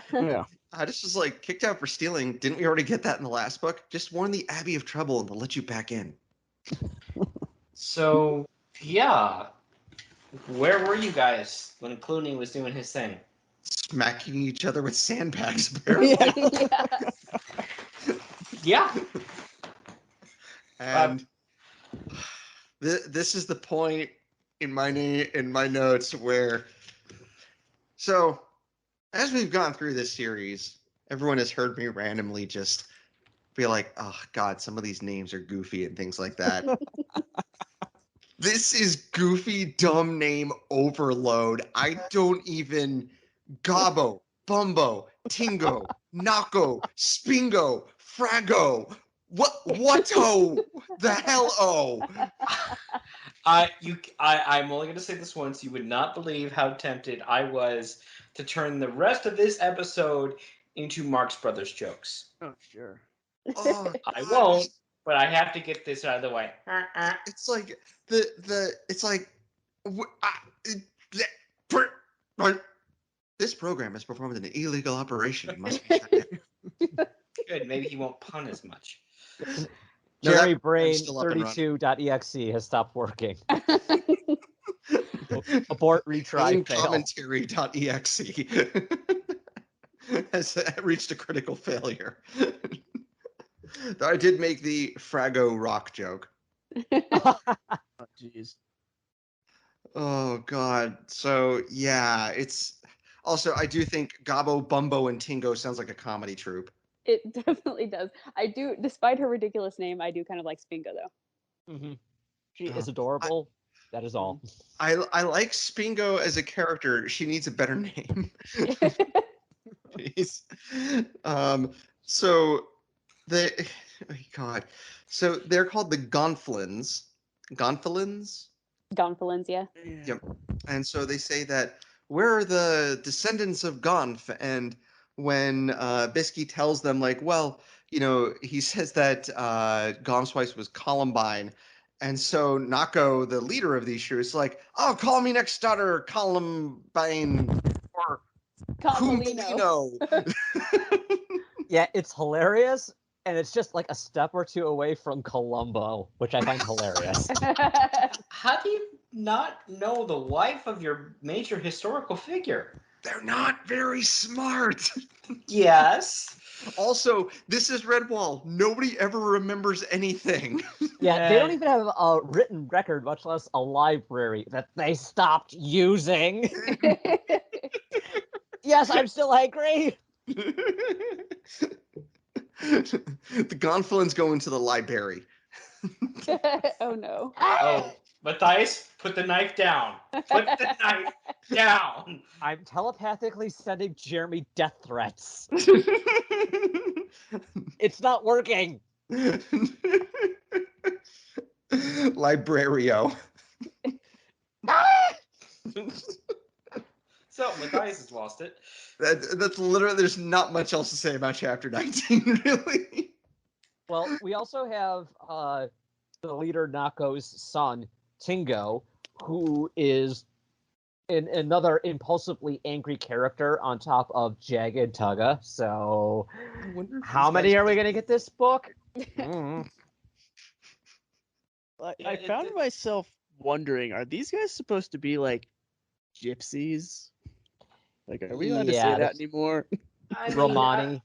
I could see Romani, yeah. That being something. Edit that how you like. Hello. Yep. Hello? Can Still you here. okay. My dog just knocked my phone off of its charger, so Okay. disrupting the podcast as usual. We're used to it this way. But yeah, Yeah. I would actually fair to say this is kind of what Brian was getting at with Romani. Okay. We'll see though. But their whole thing is that they're still a tribe of thieves, but they know of Redwall. They just don't want anything to do with it. They also, Oh, it and I have sounds to like they point out- don't want, they think that Redwall won't let them back in, too. Mm-hmm. I have to point out, Nako has multiple lives. Yeah. That's uncomfortable. Wait, he does? Yes. I missed that? Oh yeah. Yeah. I thought Uh-huh. Philgo was his wife. The chief wife, and he said, "I have that many wives and youngins, I've lost count." Is his exact quote. Yeah, it's like, all right, well. Oh, so they're in Utah. Oh no. Oh. Anyone in Utah? I avoided going there. I'm not Oh, I surprised went Jeremy there did. and I took pictures. Just don't invite me over to look at your travel slides. Thank you very much. So the one big thing we do get also is that they have one of the red eyes of Doomwyte, and they say they were kicked out because they stole that, even though it sounds like Redwall didn't know these things existed. Yeah, I was gonna say, did they have to solve a riddle, or did they just like randomly stumble on it? And that must have made Gonf so mad. As the legend goes, whenever our ancestors solved this overly complicated riddle and then stole this in the dead of night.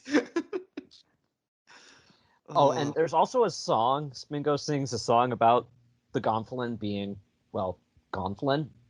Yes. Oh, I yeah. had forgotten a ton about this book, but for some reason, this song was one of the things that just jammed itself in my brain and would not leave. Oh, yeah, this book has some earworms. If you listen to the audiobook, these songs get stuck in your head. Like the one that that they sing later about the code of the Gonfalon, like the tune gets stuck in my head so often, and I'm just going around singing it, and everyone's like, "What is wrong with you?" Don't blame me. Blame Brian Jakes. He wrote catchy songs. Blame Billy Marr. He put them to the melodies that get in my head. So, yep, that's the end of chapter 19. So, chapter 20. Posey wears a kilt. Oh, yeah. He does. I mean, Almost looks like a it's dress in this Scottish, picture. so Yeah. So, it starts off with, believe it or not, Tuggabrusters being a jerk. Oh. Mm-hmm. Being a miserable excuse for flesh and bone that obviously doesn't have a heart, only a cold and dark lump of coal that's buried in his chest. Yep, and so I did kind of like this line where he tells him, like, see if the snake is gone. And so I was like, what if it's still there? And he's like, well, then you'll run back here twice as quick. that was kind of funny. But then Bosey, like, it's like, oops, I accidentally knocked you onto the ground. Oh, clumsy me. It's like, you're lucky Constance wasn't here because she tried to see if she could beat her distance record with Red Tooth. Whee! 4! And so I do like Skipper and Bosey were like, I know, we're just gonna go see if the adder's gone. I mean, no need for your Gaussum to go, unless you'd like to come with us, unless you're too much of a chicken to come with us. nobody calls me chicken. Somebody call Brother Torellis because Bosey just burned Lister or something fierce. He just gave him a verbal blister. Yes. Oh, but they go looking for the snake, and hey, are those painted ones? Oh, Let's kill him. Well, it's not like, hey, what happened to Marl? The shrew that's part of our tribe. Oh, he's dead. Wait, what? Mm-hmm. Oh yeah, he took three darts right to the neck. So yeah, he stopped breathing. Yeah, I think that's the first good guy who died. Yeah, I think so. Yeah. Mm-hmm. And I like how sudden it is too. Like he's just talking, and all of a sudden he just kind of gasps a little bit. It's like, yep, that's how death happens sometimes in war. One time, like one instance, you're standing and talking, and all of a sudden, not that I would know, because I, for obvious reasons, have not been in the military before. But you know, I mean, I've listened to enough history podcasts to know that sometimes, you're just there having a conversation with your friend, you look over, and suddenly they're missing half their face. right? Ooh. Yep. Well, on a happier note, Bosey kicks Tugga in the face. He does. I enjoy this. Yeah, they don't get along, and I kind of enjoy it because in every instance it seems that Bosey gets the best of him, and it's kind of glorious. Yep. Yeah. Hey, meanwhile, hey, Dwink, you want to go? You're our squirrel. You want to go scouting for us and maybe capture one and bring one back? Do I? Yeah, this doesn't end well for him. No. I mean, I guess it does end well for him, but it doesn't middle well for him. And chapter 21 begins, and we're told, back with our main primary bad guys, that pretty much every beast is avoiding Corvus Skur, that no one wants to go to him because they're afraid he'll be violent, and hit the alarm, he's gone cold Gabool. Uh-oh. On that note, I have to wonder, what is the goal of these villains? Like, I feel like some of the best villains we've had so far are ones with clear, like, goals for each book. Like Clooney, Clooney was simple. I want Redwall. Sarmia was also simple. She wants to put down the rebellion to what she believes is her legal rule. Yep. Brent Or Hurdley was simple. He wanted eggs. yeah, pretty much.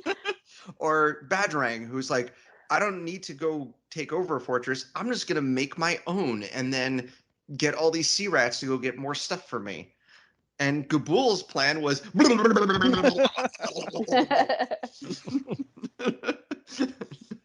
I mean, more or less, yeah. And well, Corvus is, he wants to get his precious stones back. You don't have a clear plan to do it. No. And Well, everything he had. Oh, sorry. Go ahead. I was just gonna say he had like half a plan with Ballast, but when that fell apart, he's just like, I don't know. Sikaris, I need help. I'm still mad at you. No. Sikaris is like, talk to the hand. You don't have hands. You win this round. Okay, this is going to be super obscure, so just please bear with me. Okay. Back in the early 2000s, there was a Saturday morning cartoon called Timo Supremo, young kids getting to be superheroes. Pretty simple. In one episode, there was a villain of the week called Mr. Vague, and he gave, of course, really vague instructions to his henchmen, and nobody really understood what he was going for. Until it's revealed at the final showdown at the end of the episode, I don't have any plan. I'm just evil and steal stuff. Which feels kind of like what Corvus and crew are doing right now. They don't really have a plan. They're just evil and lead other creatures into swamps. Pretty much. So it's Die Hard.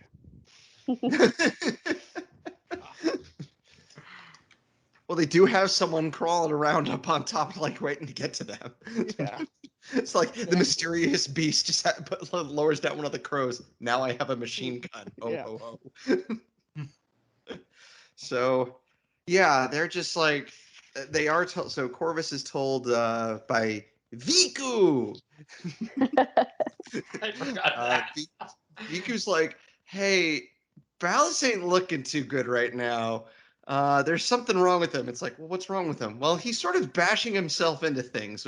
We think he's hurt. How do you know this? Because he was bashing himself into things. Or to put it another way, Adder attacks anything, accelerating acupuncture and allowing accumulating anguish. Amazing. Your alliterative statements are awesome. Thank you. So yeah, Corvus is like, this isn't good. Sikaris, the adder's got insane. What do I do? And Sikaris is like, he can't find me. I'm in a skull.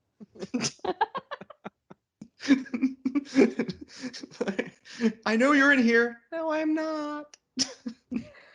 I like. Oh, okay. I'll go look elsewhere.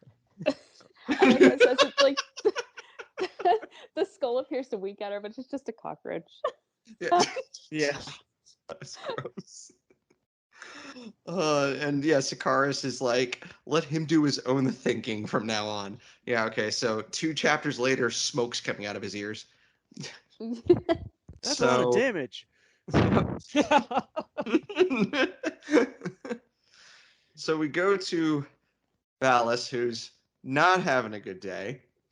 Oh man. Oh, this is so messed up. Like, so this was, huh? Yeah. Yeah. This was one of the bits of the book that made me not want to go back to it. So yeah, just like the descriptions, and so like we said, he has Corksnout's spines jammed into his head, some of which have been pushed in further because he was bashing his head into solid objects. And it's infected now. Yeah, that's and he's just sort of like sticking his head into water to try to like reduce the pain. And so yeah, that's awful. And so a couple of the whites look down and they're like, I think he's dead. I don't think he's dead. I think he's dead. I'm gonna go check. Oh my god, he's not dead. Yeah, Free Dallas food, man. is dead. Sure. Why don't you go investigate further while I go somewhere else that isn't here? Good luck. Pretty much. I would, but I'm a coward, and I have days off coming. So yeah. I'm Well, 2 they days all away are. from retirement. Malice is just like, free food, bro. Free meal. Yeah. Pretty much. I did like the line where it said, Vugri landed a hair's breadth from the adder's lolling mouth. He struck at the venomous fangs, but Ballas struck quicker. Yeah. Yep. So, what happened to Vugri? Who's Vugri? He's in a better place now. He couldn't stomach the job, but Ballas could stomach him. He's not dead, but we'll Yeah. get to that. Valis just breaks his wing. Yeah. Yeah. Well, And that also means they're down to 4 of 7 whites. which, by the way, they had to replace like a couple at the in book 1, if I remember correctly. So, like, 1, I think. Yep. Yeah. Mm-hmm. So now, so they head back, and Corvus is like, "Oh, this isn't good." And so, yeah, and so Corvus, yeah, so he did capture Fugri, and he's like, "All right, bro, I'm kind of messed up right now, bro. You're gonna listen to me. Look, I don't care about your wing, bro. My head is killing me. Literally, I'm probably gonna die soon. But all right, man. I wanted you to take me to your boss, bro. And on the way, do you have some? You got any salamander strain? I need it for medicinal purposes. Hey, Oh. real quick, I don't know if you've ever talked about this, but it dawned on me randomly while I'm reading this. Does Salamandstron come from the old association of salamanders with fire? Mm-hmm. I think that's Absolutely. Yeah, I think that's the general gist. Oh, okay. Because I remember it was Mountain of the Fire Lizard or something like that, and it's like, Yeah. Oh, yeah. Oh, yeah, it was in Mossflower. They had the dragon skull, quote unquote. Yeah. Oh, man, I forgot about that. Mm-hmm. Okay, sorry, back to No worries. No, No, that's reality. fine. that's a good question. Yeah. And so, yeah, now the dark, mysterious beast of mysteriousness is also looking down, and is like, I don't care. I see a snake scrolling on the ground. This city has become a dark, evil place. Still gonna kill that bird. And apparently, they're channeling their inner Frank Miller. The forest calls out to me to save it, and I say no. Okay, my mistake. Alan Moore. Oh, yeah. Okay, the watch beast. That could be good. Oh God. Yeah, whenever I think of that voice. Well, I think I hear that voice or think of that voice, and I think of either. Oh God, Rorschach. I can't remember anything today. English. English not too good. Slower, please. All right, so chapter 22. I can see what's happening, and Bisky is sort of taking a liking to a mouse maid that might be a distant cousin to him. Yeah. That's what I was thinking. Thank you for stealing my joke. I think we all thought of that. Yeah, I know. Well, I mean, all their names end in O, including the wives of Nako. So, By the way, make of that what you will. I want to go back real quick sec. Our big bad. I said code Kabul at the beginning of that chapter. No, it's more like code Slagar because he starts blaming everybody else for his problems. I feel like that's most of our villains. Clooney's like, it's not my fault you guys got set on fire. Yeah, heads will roll for this. Okay. Moving Carry on. on. No, we have carry-on birds in this book. Carry on, my word crow. So yes, Crows are not jackdaws. So yes, our Redwall are Ghost and Shrew, and the Gauntlets our descendants of Gonth are all big. Hey, we should probably we're gonna go up against those painted ones. My friends are in danger. Let's go help them. By the way, this whole like description of where they live felt very Chekhov's gun to me. I have not finished this book, but I was like, is this going to collapse in some plot ending way? Who live? The description of where they live, where it's like supported by underwater, columns. Oh, well, I shall Oh, not spoil anything. The Gonfalons home. Yeah. Spoilers. I haven't done that in a while. Obvious. That felt good. So, and yeah, Goblins are not incapable of a fight and they already hate the painted ones. So yeah, hey guys, want to go beat up some tree rats? Do we? And they call them Let's go painty beat them up ones. and steal their stuff. They're painty ones, though, not painted ones. Yep. But I love this. So Double's like, are you just gonna bring your sandbags? And Nako goes, no, we use real weapons, bows and lances and strangling nooses. Yep. Wow, the Gonfalons are hardcore. Well, that's news to me. Oh dear. Is one of them named Eric and has a mask that covers half his face and thinks about how he's the angel of music? Oh, No? I get it. Good. I'm glad someone got that. I mean, I get it. I'm just excited because I hardly ever get any references on this podcast. So when I get one, I have to scream, I get it. So they then take off and Spingo's like, I've never been in a battle. What about you, Biscuit? And he's like, I've been in plenty of battles. Actually, they were kind of snowball fights with Dibbins. And it was You're more... lying just to impress me, aren't you? Is it working? Maybe. I also might be your cousin. In the lead up, easier? I'm sorry, what was that? Does that make it easier? Being cousins? I don't know. Okay, someone put away the George R. R. Martin, please. I have a joke, but I can't say it on this podcast, so Good for you. So we do like an uncensored episode. So I have a bad joke. I mean, I didn't go there. You guys did. Get your heads out of the gutters. But they hear the battle cries of the Redwall crew, and it's like the battle between the Redwallers and the Gaussum and the Painted Ones just so happens to be so close to the Gonfalon hideout that they can hear it.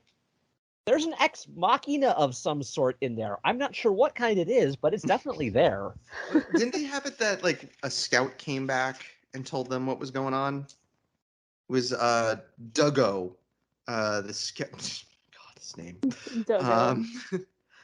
What you saw? Oh, it's one of Nako's many illegitimate children. Yes. He said he was out in the clearing, not far from the Five Top Oak. So I think he was out scouting and saw it. I think that was the explanation for it.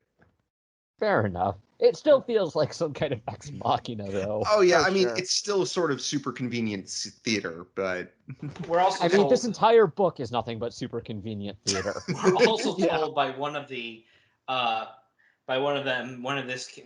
Gabo says, "Hey, we're not friends with the Shrews." Yes, that's how it's written. Sharoos, I like that. And Redwallers. What's the point of getting into or slave for them? It's like painty ones are mortal foes, and we get treasure. What's the problem? Oh yeah, good point. What the problem is. Yep, and so we've got Twiggo is another one. No, I am not going to get off it. Bumbo. Why is there no Dumbo? Because Disney would have sued. You better believe it. God. So Sorry, Mr. Mouse. God. So they call him, and they call Bisky Bisco. Yes. Wait, Which isn't I think- that spread that's made out of cookies? Oh, no, sorry, that's Biscoff. I made a Bisquick reference actually. Briscoe.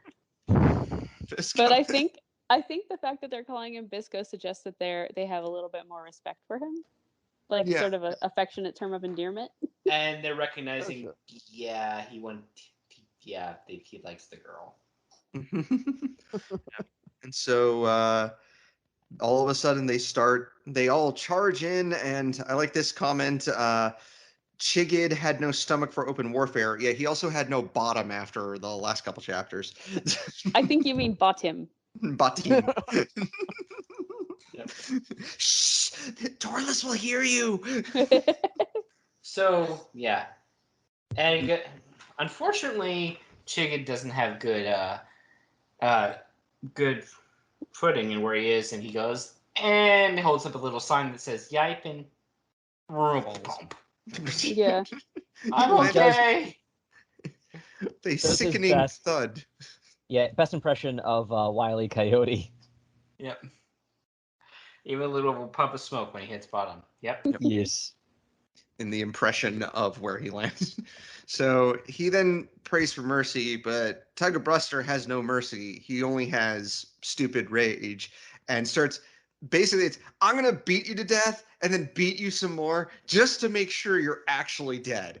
Yeah, Yeah. and this was like I did not like Jigid. I wasn't sorry that he had fallen off the thing. However, the thing is the best I can come up with right now. However, this still made me feel bad for him. Like he's asking for mercy, and yeah, this is kind of pitiful. Mm-hmm. Yeah. Yeah. But and Blister then has like a really bad bloodthirsty streak, and it's like you're beating his head so hard. It's like you want to see the color of his brain. What is wrong with you? And Dark. yeah, so that happened. And at this point, Tug is like trying to justify himself and everything. And my response is, Tugga, just stop talking, and if possible, please stop breathing. And get set on fire, just for good measure. Mhm. But yeah, so Samuelus tries to stop, and he's like, no, I have to hit him more. And then Bozy knocks his club out of his hand, and he's like, cut it out. Do you want me to kick you in the face again? And then everyone else shouts, yes! I can just picture all of the Badger mothers from the Dark Forest just kind of cheering him on, like, yeah, you go, Bozy. Craig is like, I wish I had had him at Salamandastron. And hey, Constance, why are you playing that theme song from a video game that everyone else puts over everything? Oh, Giles theme? Yeah. All right, so I then do like this because they try to decide like what to do with the painted ones, which I do like Nako's response, which is, well, first we get them out of the tree so we can take their stuff. That's step one. But I like Humphrey here, where he steps up and he's like, well, why don't we just banish them to the flatlands where there's no trees and they can't harm people? And they're like, okay. Hey guys, why don't we send him to Salamandastron? Oh, come on, that's too cruel. Yeah, and so meanwhile, up in the trees, Dwink still thinks it's on. Yeah. We all forgot about Dwink. Poor guy. He's like those Japanese people from World War II on the island. I was just thinking that. Yeah. And so Dwink is jumping around and lashes out and hits literally nothing and hits himself in the face with his own sling. Yeah. Oops. Poor idiot. And then Jeg knocks him out. Jag. It's always Jag. Yeah. Yeah. Jake. Why did it have to be Jag? And I love where it says Jake was in his element. What element? Being an annoying little pooper? Seriously, this guy's a freaking Joffrey Baratheon. And if you're not familiar with Thrones, sociopath. Right. Who thinks because he's a prince gives him the right to basically do whatever the heck he wants. I mean, Like I said, he reminds me of the Squirrel Prince from Rackety Tam. Now, I can Yeah. at least forgive that one because he's a baby. Yeah, I put that in my notes really early on. I didn't mention it, but it's like Clown Quince Whoopoat. I hated him. Jag gives me the exact same vibes. Yeah. Okay. And yeah, we literally get a kind of an out of straight out Blazing Saddles. Are we awake? We're not sure. are we squirrel? Are we painted one? Yep. Oh, it's like, I captured a tree mouse. Wait till Dad comes back with the rest and sees what I did. Yeah. Now Dad my coming dad back. will love me and never kick me out of the tree again, and everything will be perfect. Why is everyone laughing? What's that on your club? That's part of my dad's head, isn't it? Yeah, his dad went out for loot and never came back. He went out for some salamander straight. Yep. I mean, Dwink is got a sound because he's definitely not afraid of taunting Jake, but I don't like Jake, so Yeah, no. And then he gets knocked out cold, and More brain damage. Martin arrives, and he's like, "Don't worry, friends are near. The painted one is cursed to suffer a fate worse than anything he can devise for you." Like, wow, Boar, are you starting to get in on this too? So and wait, there's Golf like, hey, come on, Martin, let me have this one time. Let me appear to the guys. I mean, we literally have a tribe who's descended from me. No. Fulgrim is now writing some of these, like, he'll die slowly. so wait, all it takes to get a Martin vision is to get clonked on the head and then almost pass out? Apparently. Yeah, pretty much. I mean, that's kind of, well, either that or you just sort of fall asleep naturally and then he'll randomly appear to you. And he's got to have his, appearance fees. Yeah. Occasionally he likes to possess people, but that's rare. Yeah. Think of it as like when you naturally fall asleep, he calls you, but if you get knocked out, you're calling him. Ah, okay, that's how that works. Yep. So wait, so that means you don't get the actual charges for the fees until you get to the afterlife? They call collect. Ah. You have a collect call from Redwall's in danger. Do you accept? Martin's like, yeah. I mean, he could delegate to Matthias, but we never see him show up as a spirit, so. Matthias is like, come on, man. Come on. I can do this. I can totally do this. All right. You must protect Walret. Darn it! You must protect your habit, father. Okay, now I'm ruining it. Never mind. You get the joke. Your father habit. Yes. Anyway. Yep. So we find out something bad's going to happen to Jeg, so that's awesome. And the Spingo sings a song about stealing stuff. Yep. Of course. We also get Bozy again threatening Tugga, and that's always a good thing. Of course. And I would like to see an actual fight between these two, because it would last like a minute, as Bozy would punt him into a wall. Yes. Yeah. Blisters bluster blasted by Bonnie Bosie's better battling. Believable.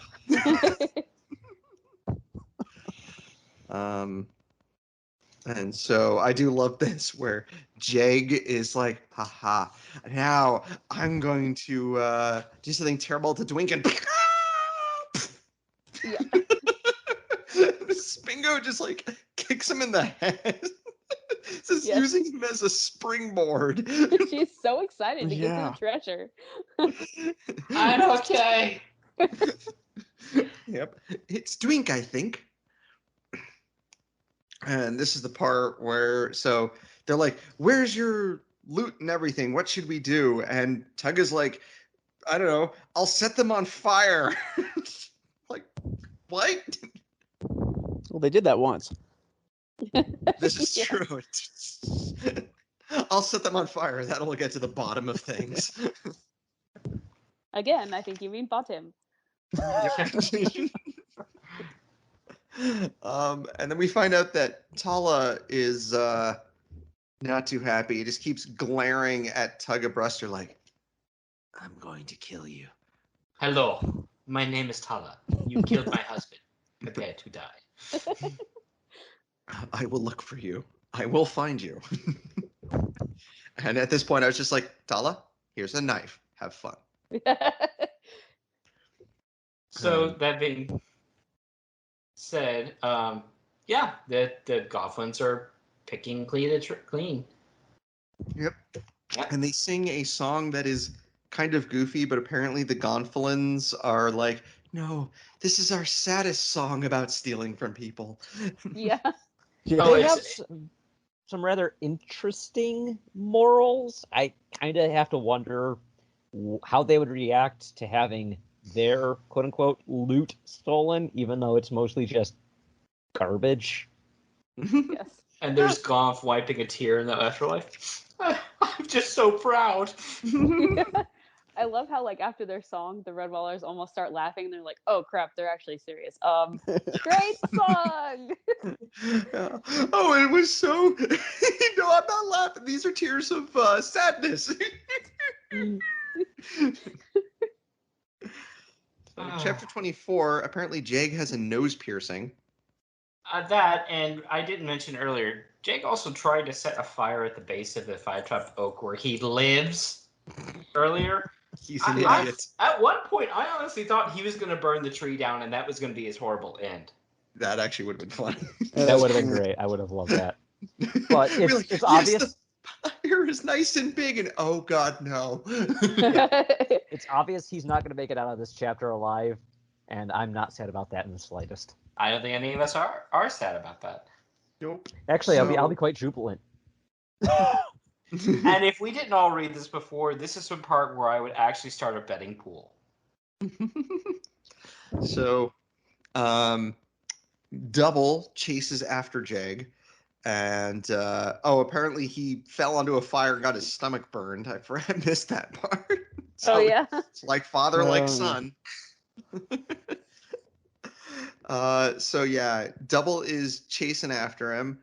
They have a quick little fight. Jag gets away, and then hum nom nom nom. Oh, hi, So- Bayless. Yeah. Yeah, Ballas. It says it was an unfortunate and fatal landing for the son of Chigit and Tala, straight into a dark, moist, fetid opening.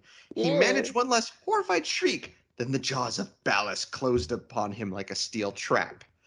And we then get a gross description of, oh, that's not Ballas's tongue sticking out of his mouth. That's Yeah. Jake's tail. Yes. And The Val's adder just like, subtracted "Oh, man." one Jag from the story. What was left over? Answer: a better story. Hey, Tugga, I found something for you to take a look at. So, yeah, Jag got 8. Yeah.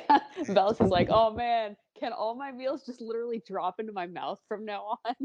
Yeah, pretty much. Oh, man. I don't know what I ate the last one, but it was full of ham. Bad acting. Oh. Oh, this paint is not agreeing with my stomach, guys. And thankfully, he ate him whole, so we don't have Jay getting bitten in his face and coming back later. As Yeah, the next slide. Yeah. he ate him whole and then slurped up his tail like spaghetti. Gross. Children's book. Yeah. I mean, You know, for that's literally kids. what happened. Yes. Did we mention that this book is dark? It is. I guess this is a good time to stop and ask Pete: is this darkness living up to your expectations? Yes and no. And while we generally some genuinely terrible deaths, and oh god, Ballas, face wounds are kind of horrifying. I don't know. I was expecting a little more Quentin Tarantino here than what we're getting. Well, there's still book 3, my friend. I know. There's something coming up in book 3, all right, too. Be ready for it. Yes. So, So, question. I have to leave soon. What do you guys think of Zeron? Because I can't wait anymore to ask Oh, you guys. Zoran is awesome. Oh, This is so our good. pet otter. Yes. This is basically Ragnavar Foe Seeker by another name and species. Yes. But we do have like, we just kind of assumed Rangavar had family that was killed. We know that Zeron did. And she's Oh, totally. like, nope. Mhm. Mm-hmm. Yep. She's basically a one-outer special forces infiltration and demolition unit. Yes, and the So voice she's actor a that seal? plays her is fantastic. Oh, Hom. I was actually going to make an A-Team joke, but that works too. I pity the fool that messes with Zaran. So, yes. So, sorry. Wow. She's like Darth We're- Maul with that sword thing. Yeah. Yes. Well, I mean, if my very young daughter and husband were brutally murdered, I might be a little messed up too. Exactly. Perturbed. Yeah. And Anyway, I have to leave now, but it was great talking with you guys, and I will see you on the next one. Yep. All right. See ya. Thanks. Bye. Yeah. Welcome to the Bye. podcast, Brayden. Appreciate it. So, back at also, carrion crows are now circling around Double like, ooh, easy food. But meanwhile, they're leaving. Our Redwall crew is heading back, and they decide to give the painted ones a bath, which is probably most needed. That's very Redwall. Yes. This is true. They like bathing people that need Yes. Must be clean. Must be clean. it. And then they start heading back. I like how they say, "I feel bad for the fish." Oh, yes. Yep. And so they're pissed off at Tuggabuster, and they're like, "We want to jettison him like day old trash," which is probably unfair to actual day old trash, but you know, Oh my god. it's like the easiest joke. Yeah. Mm-hmm. But the easy ones are fun.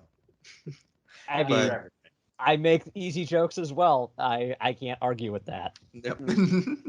And so they then start talking. Bisky and Dwink and Spingo are talking, and Bisky says, I really like the comment about how good Redwall's food is. Once you've tasted our Friar's breakfast, you won't be able to wait for lunch." Mm-hmm. Oh, That I is also a- like pretty Bingo's turn of phrase about it's like referring to Friar Skirple. Can he sling built-in nosh? That is certainly a phrase. Sling built-in nosh. And I am not surprised that there are songs about Redwall feasts. It's No. said to be a classic Redwall ditty, and it's like I think that's half of the songs that they know that have to do with something with foods, feast, or both. Well, that's what they do. This is true. I feel like we missed a little character moment here with Bozy. He should have been like crying at the end of this song. Like that was beautiful. Yeah, 100% agree. That was beautiful, man. But wait, after the song, Spingo's like, but does he make porridge? And all I could think of is porridge? The Gonfalon like porridge? Stomachs will fail for this! Scarple! Scarple! It's like, not only do we make porridge, but we weaponize it. Yeah. Yes. And I also like the friendship and camaraderie between Bisky, Dwink, Humphrey, and Spingo, where they all immediately agree to look for Double if he's not back by the time they return to Redwall. So I like the friendship between these characters. Oh, sure. And there's also, so they return back to Redwall, and I love this where Bozy is watching the Gonfalons eat and says, "I have never seen beasts shoveling victuals down like that." So in other words, he's never looked in the mirror while he's been eating. Aha. Yeah, I appreciated that. I feel like, ouch, away you fiend, that wee rascal bit my paw. And then we get another song about Gonfalon's names. Yeah, the songs come hard and fast in these last couple chapters here. Yes, They do. really do. We went like a good bit without any, and now we're getting a lot. Like, Yeah. they're not bad. They're entertaining. But, yeah, they definitely are throwing a ton of them at us. Yeah. I mean, Brian has a certain quota each book, so if he doesn't use them early enough, he has to put them all in later. Oh, shoot. I forgot to put in songs. I need to throw a bunch more in. Otherwise, my residuals. publisher will get mad. Yeah. I do kind of like the goofy songs. And they do have, Robbo, Dobbo, Bumbo, Bobbo, Gobbo, Glibbo, Fibbo, Nocco, Slumbo, Tumbo, Jimbo, and Jumbo.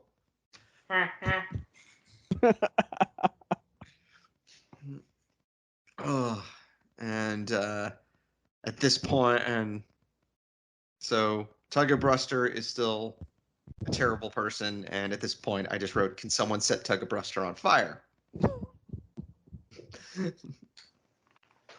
And we have a fight, a verbal fight between Nako and Tugga, which Epic rap battles of Mossflower. Ooh, You know insult what? contest. Yes. it's been a while since we've had an insult contest. I can't remember what the last book that was in. But oh my God, Nako just. You said earlier that there was a burn. No, this literally is just setting him on fire. Yes. Just, I love where he says, "Bet you wish your mother hadn't dropped you on your head when you were little. Is that what made you grow daft? You slob-noggled, piddly-pod old onion bomb." And then Tugga just throws a temper tantrum, and then Nako even breaks into song. I'm just imagining the Red Walrus going, "Oh!" and everyone Yeah. around them is just like, after that. Mic Like a drop. super hot fire one. And the Gonflin Pikehead has KO'd Tugga in round 1. I've never seen a verbal lashing that bad. Oh, and Oh, then the the kids start humanity. repeating it. Would it be Beast Manatee? I don't know.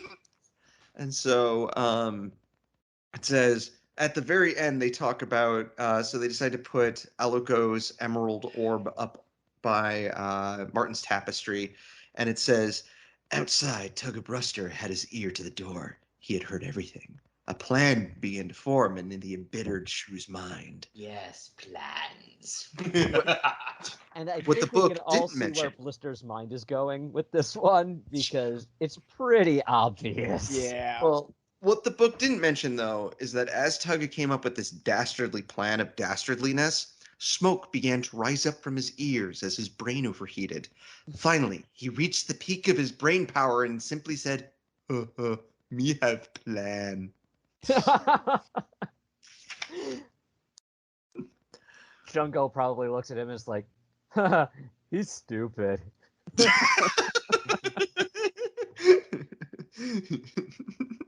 Yeah, even Jungo's looking at this guy like, "Me better than you." Jungo only pawn and came up with so, double in trouble? Otter to the rescue! In chapter 25. And, Holy vengeance quest, Batman. pretty much. So we get Zoran the Black, which is a cool name. My friends call me Bat Otter. Vengeance, I am the knight. You'll also notice that Zaran is just swapped around letters for Razan. I think Brian's recycling some of his names here. Oh, I don't know. Right, Floater? Floater says yes. Yeah, so we've met our shadowy vengeance character.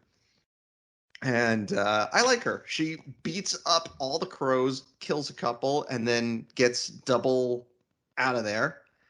And she is bent on revenge against Corvus Skur, because apparently at some point Skur actually did do things, and she wants revenge on him. And she's like, I'm going to send them away. And Double's like, where to? It's this wonderful vacation spot called the Dark Forest. Clooney recommends it with 5 claws. Very shady there. Yeah. So we find out that Zoran has been working on collapsing the cave where Corvus Skur and his whites are. So wait, so she's bent on revenge, wants to cover them with dirt. So is she saying that by the time she's done, Corvus and his whites will be buried alive? Buried alive. Oh, God. Okay, put it. Okay, pull back the con. Thank you. Buried alive. That's fine. My brain ran to, oh, this is a Kevin McAllister level of planning. You crows give up, or are you thirsty for more? And so we find out that, yes, it sounds like we find out that she has a dead family, which is very, very sad. And it was Veron and Namer, which those are fine names. I do not want to disrespect Zoran, but she will probably slice me into 50 pieces. Number? I mean, there's a Submariner joke to be made here, but I'm not enough of a Marvel to come up with one. Yeah. And so, meanwhile, back at Redwall, we find out that they're going to be sending off the painted ones, and the Dibbins are bloodthirsty savages. I didn't mention this Always. earlier, but Redwallers are like, hey, where can we store all these vermin? Because that's a smart thing to do inside the Abbey. But, hey, let's do the bell tower. That's not attached to the main buildings. And I'm like, yes, it is. Like, literally every artwork we have seen of the Abbey to this point, including the cartoon, has always shown the bell towers attached to the main building. What the heck? Yeah, details. Yes. They moved it. Point withdrawn. Didn't you miss that in the missing 23rd book from the series? Yeah, they talked about moving the bell tower. Yeah, it's They all brought good in all here. this construction equipment, and Yeah, we get to see the abbot drive a backhoe. It's brilliant.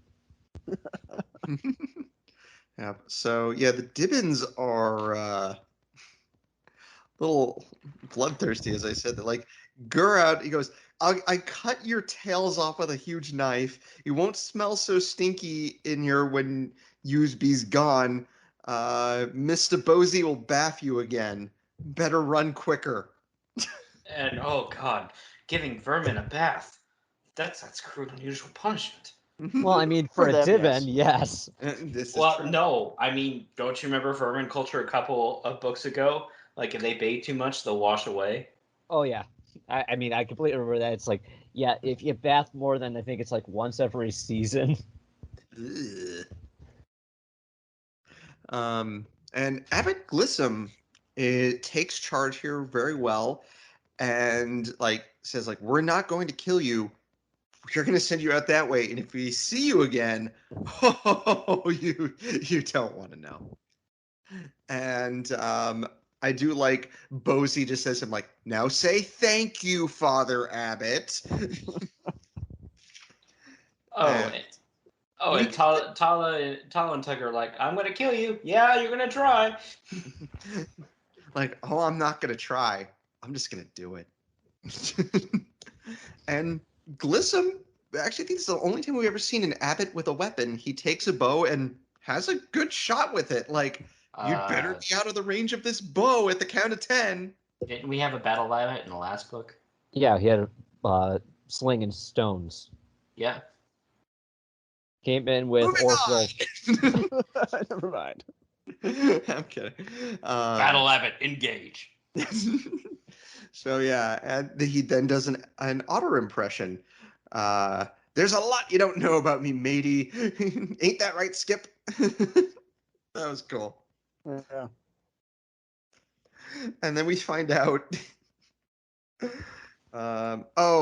Right, Tugga Bruster's a jerky jerk face and pushes poor Dwink into the ditch.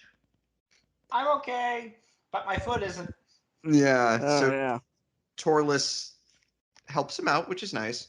Yeah, Tugga's not nice. Tugga's gonna take a tumble later, but Brother Chirillis does a good job here, and like, good on him. I actually like him a little bit better now.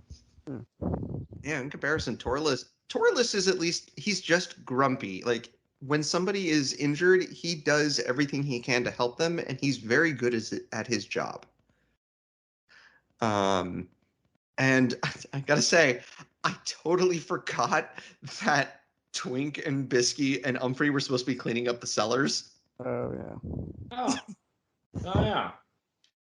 Yep. Oh, well, now that plot point's been ignored. Yep.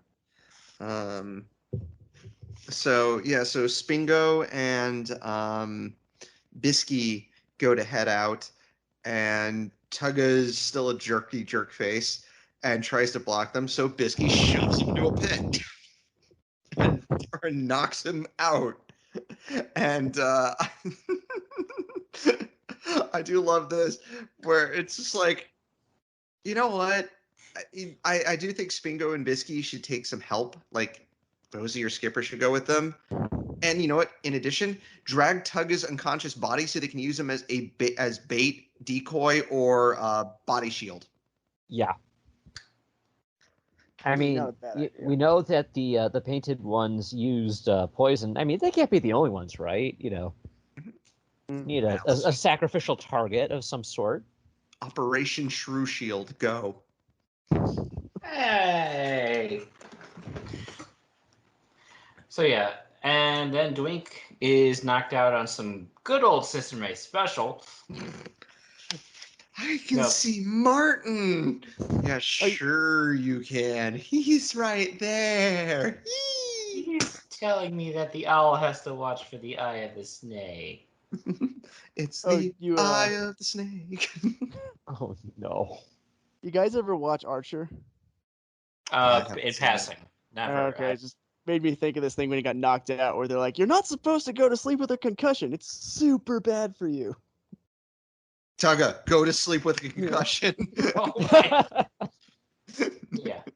He gets really awoken. Like, oh, well, what happened? Oh, well, don't worry about it. We got bad time. Bad time for the Divins. Yeah. Yeah, hide and seek, more like hide from Bath. Oh, and, can you go find the owl buddy? Yeah, he's right outside. That's convenient. Yeah, right. Owl ex machina. Hey, but since you need to get around the Abbey, hey, we found this weird old wheelchair that used to be used by someone a couple generations ago. Still good. I'm going to believe that's Martha's. I'd like to believe that. Yeah, that's my headcanon. It's Martha's wheelchair. You cannot tell me otherwise. No. Yep. Why would they throw that out? Yeah. Yep. Also, Torless mentions Tugga's unconscious. He's like, yeah, he got knocked senseless. And I was like, it wouldn't take much to knock him senseless. He doesn't have much sense to begin with. So yeah, they're basically Dwink also tells Luco, hey, so I got this message from Martin, says that you need to keep your eyes out for the eye of the snake. Well, I intend to watch this emerald in the main hall. But yeah, I'll do what I can. Okay. So you're gonna do this one job. Got it. You had one job. Yeah, I'm setting up for that. Come on. Yep. Yep. So they go to and like they have poor Aluko gets knocked out while guarding, and some mysterious figure steals the emerald. Gee, I wonder who it could be. No idea. Yeah. We all know who this is. Only one character within the Abbey would attack someone else so violently. Obviously, it's Spingo. Who's not in Redwall right now. Exactly. It's the perfect Obviously, excuse. it's Sister Violet. I was thinking like the tiny Sister- mouse babe. Oh, yeah. I'm Well- back to him. Sister Violet, more like Sister Violence, am I right? Oh. So, yep. Meanwhile, back at the Dark Lookout. So Double gets attacked by a crow, and Zoran snaps its neck. Ouch. Yep. And so they look out, and then they find out, hey guys, Ballas is here. He's looking for Corvus. What should we tell him? I'm not home. 1, 2, Ballas is here for you. 3, 4, he's knocking at your door.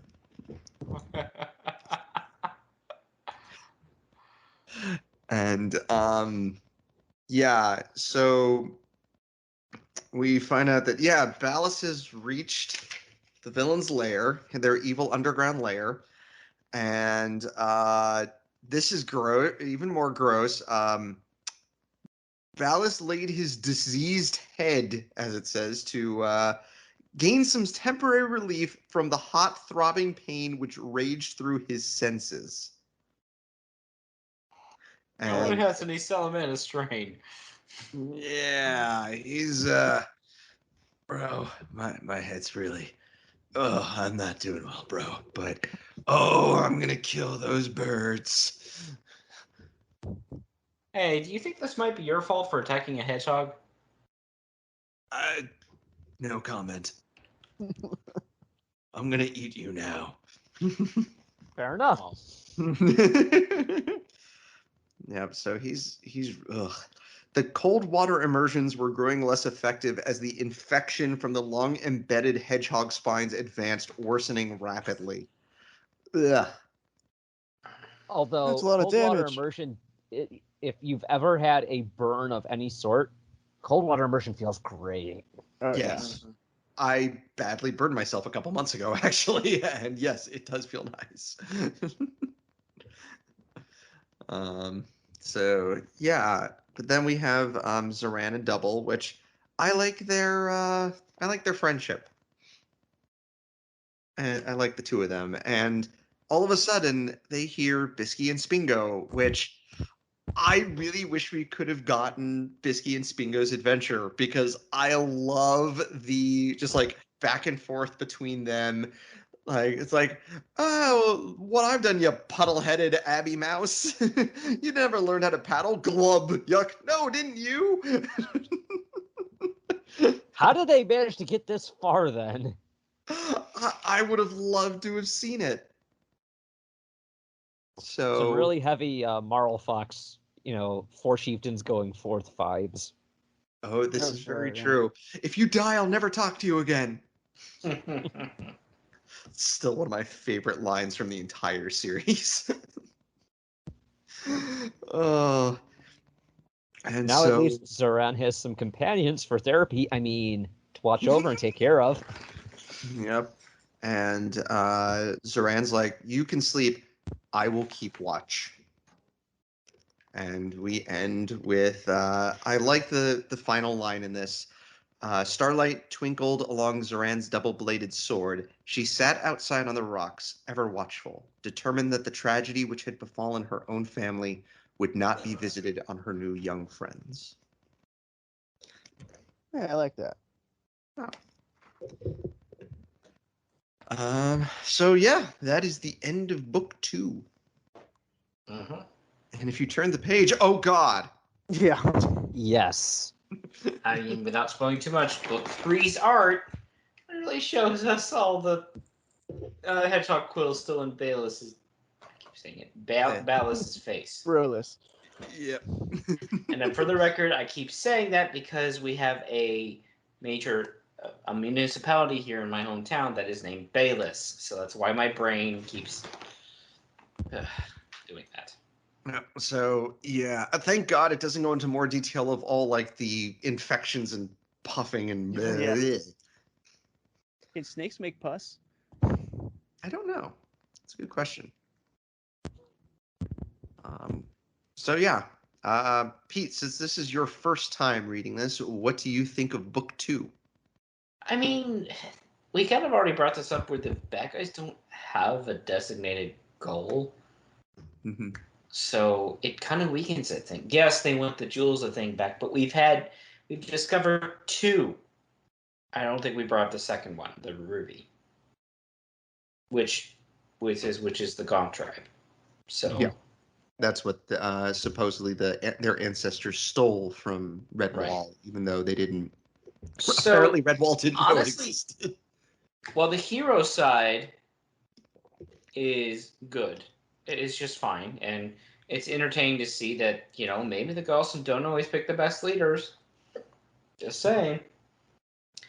And I'm going to look forward to Tugga's eventual comeuppance because, come on, we all know this. That's what's going to happen. Yep.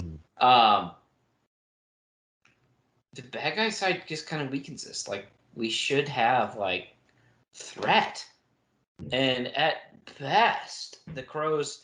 How many they've killed? The crows haven't killed anybody on the good guy side. The painted ones did, and they killed one guy. One. And more of the painted ones are dead in their own right. So, while I don't think this is a bad book by any means, it's definitely a weaker one.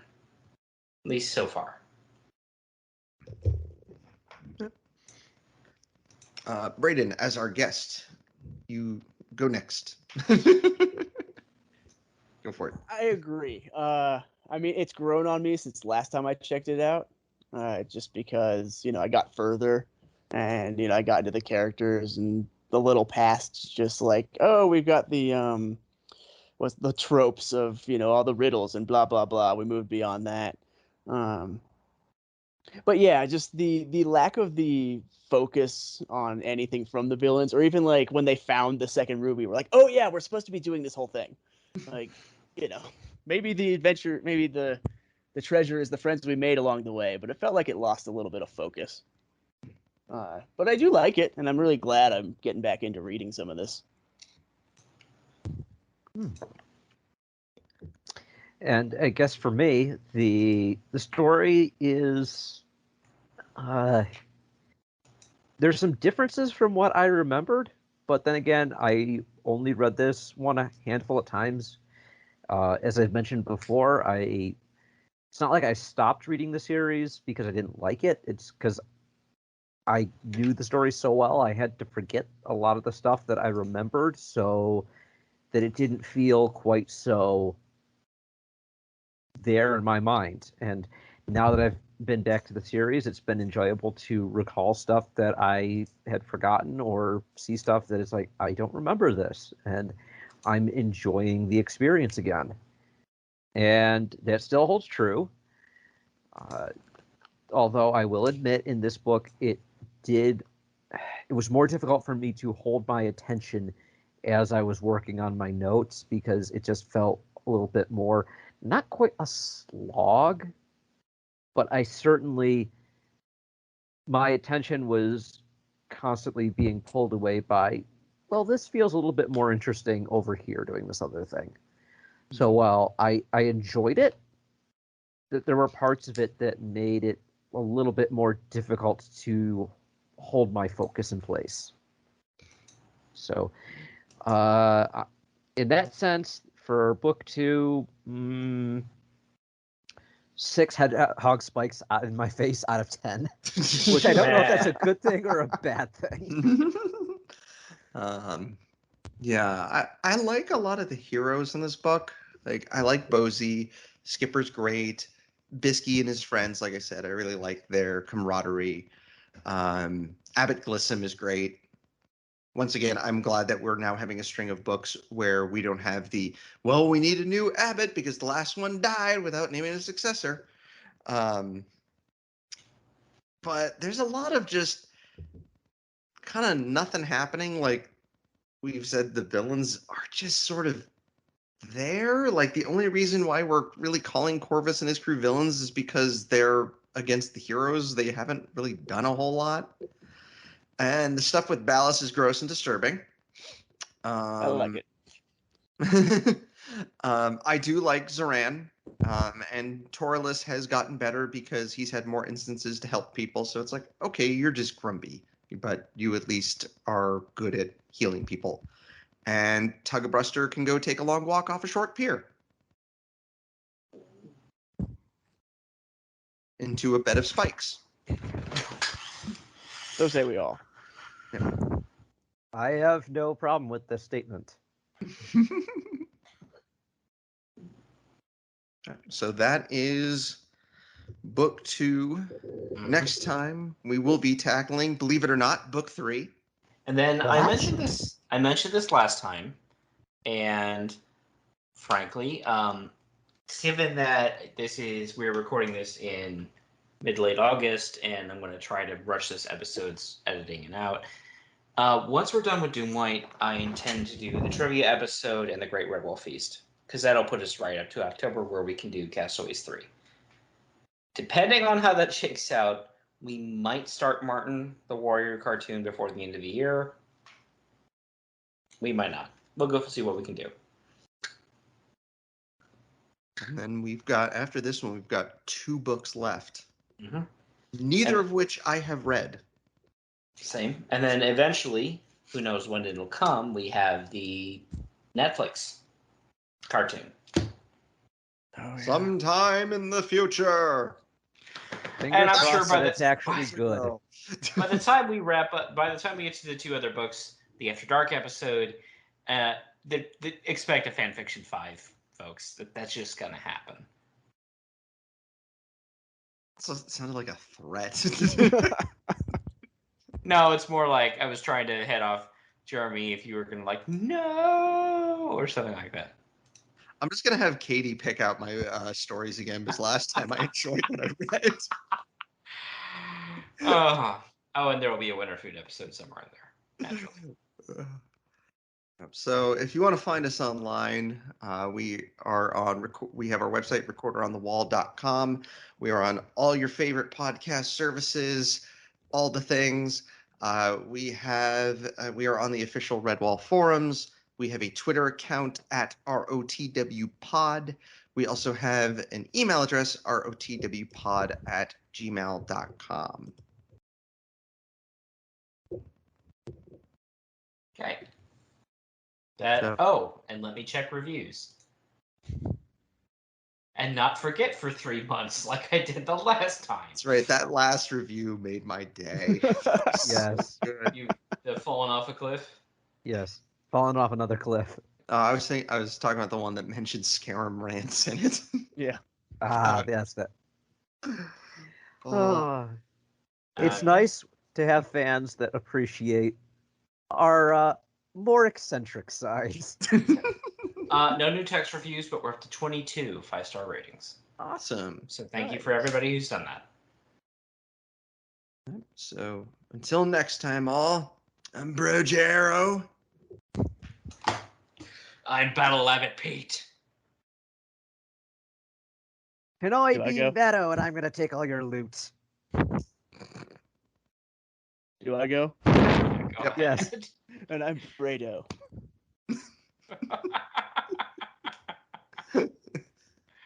We'll see you next time, folks.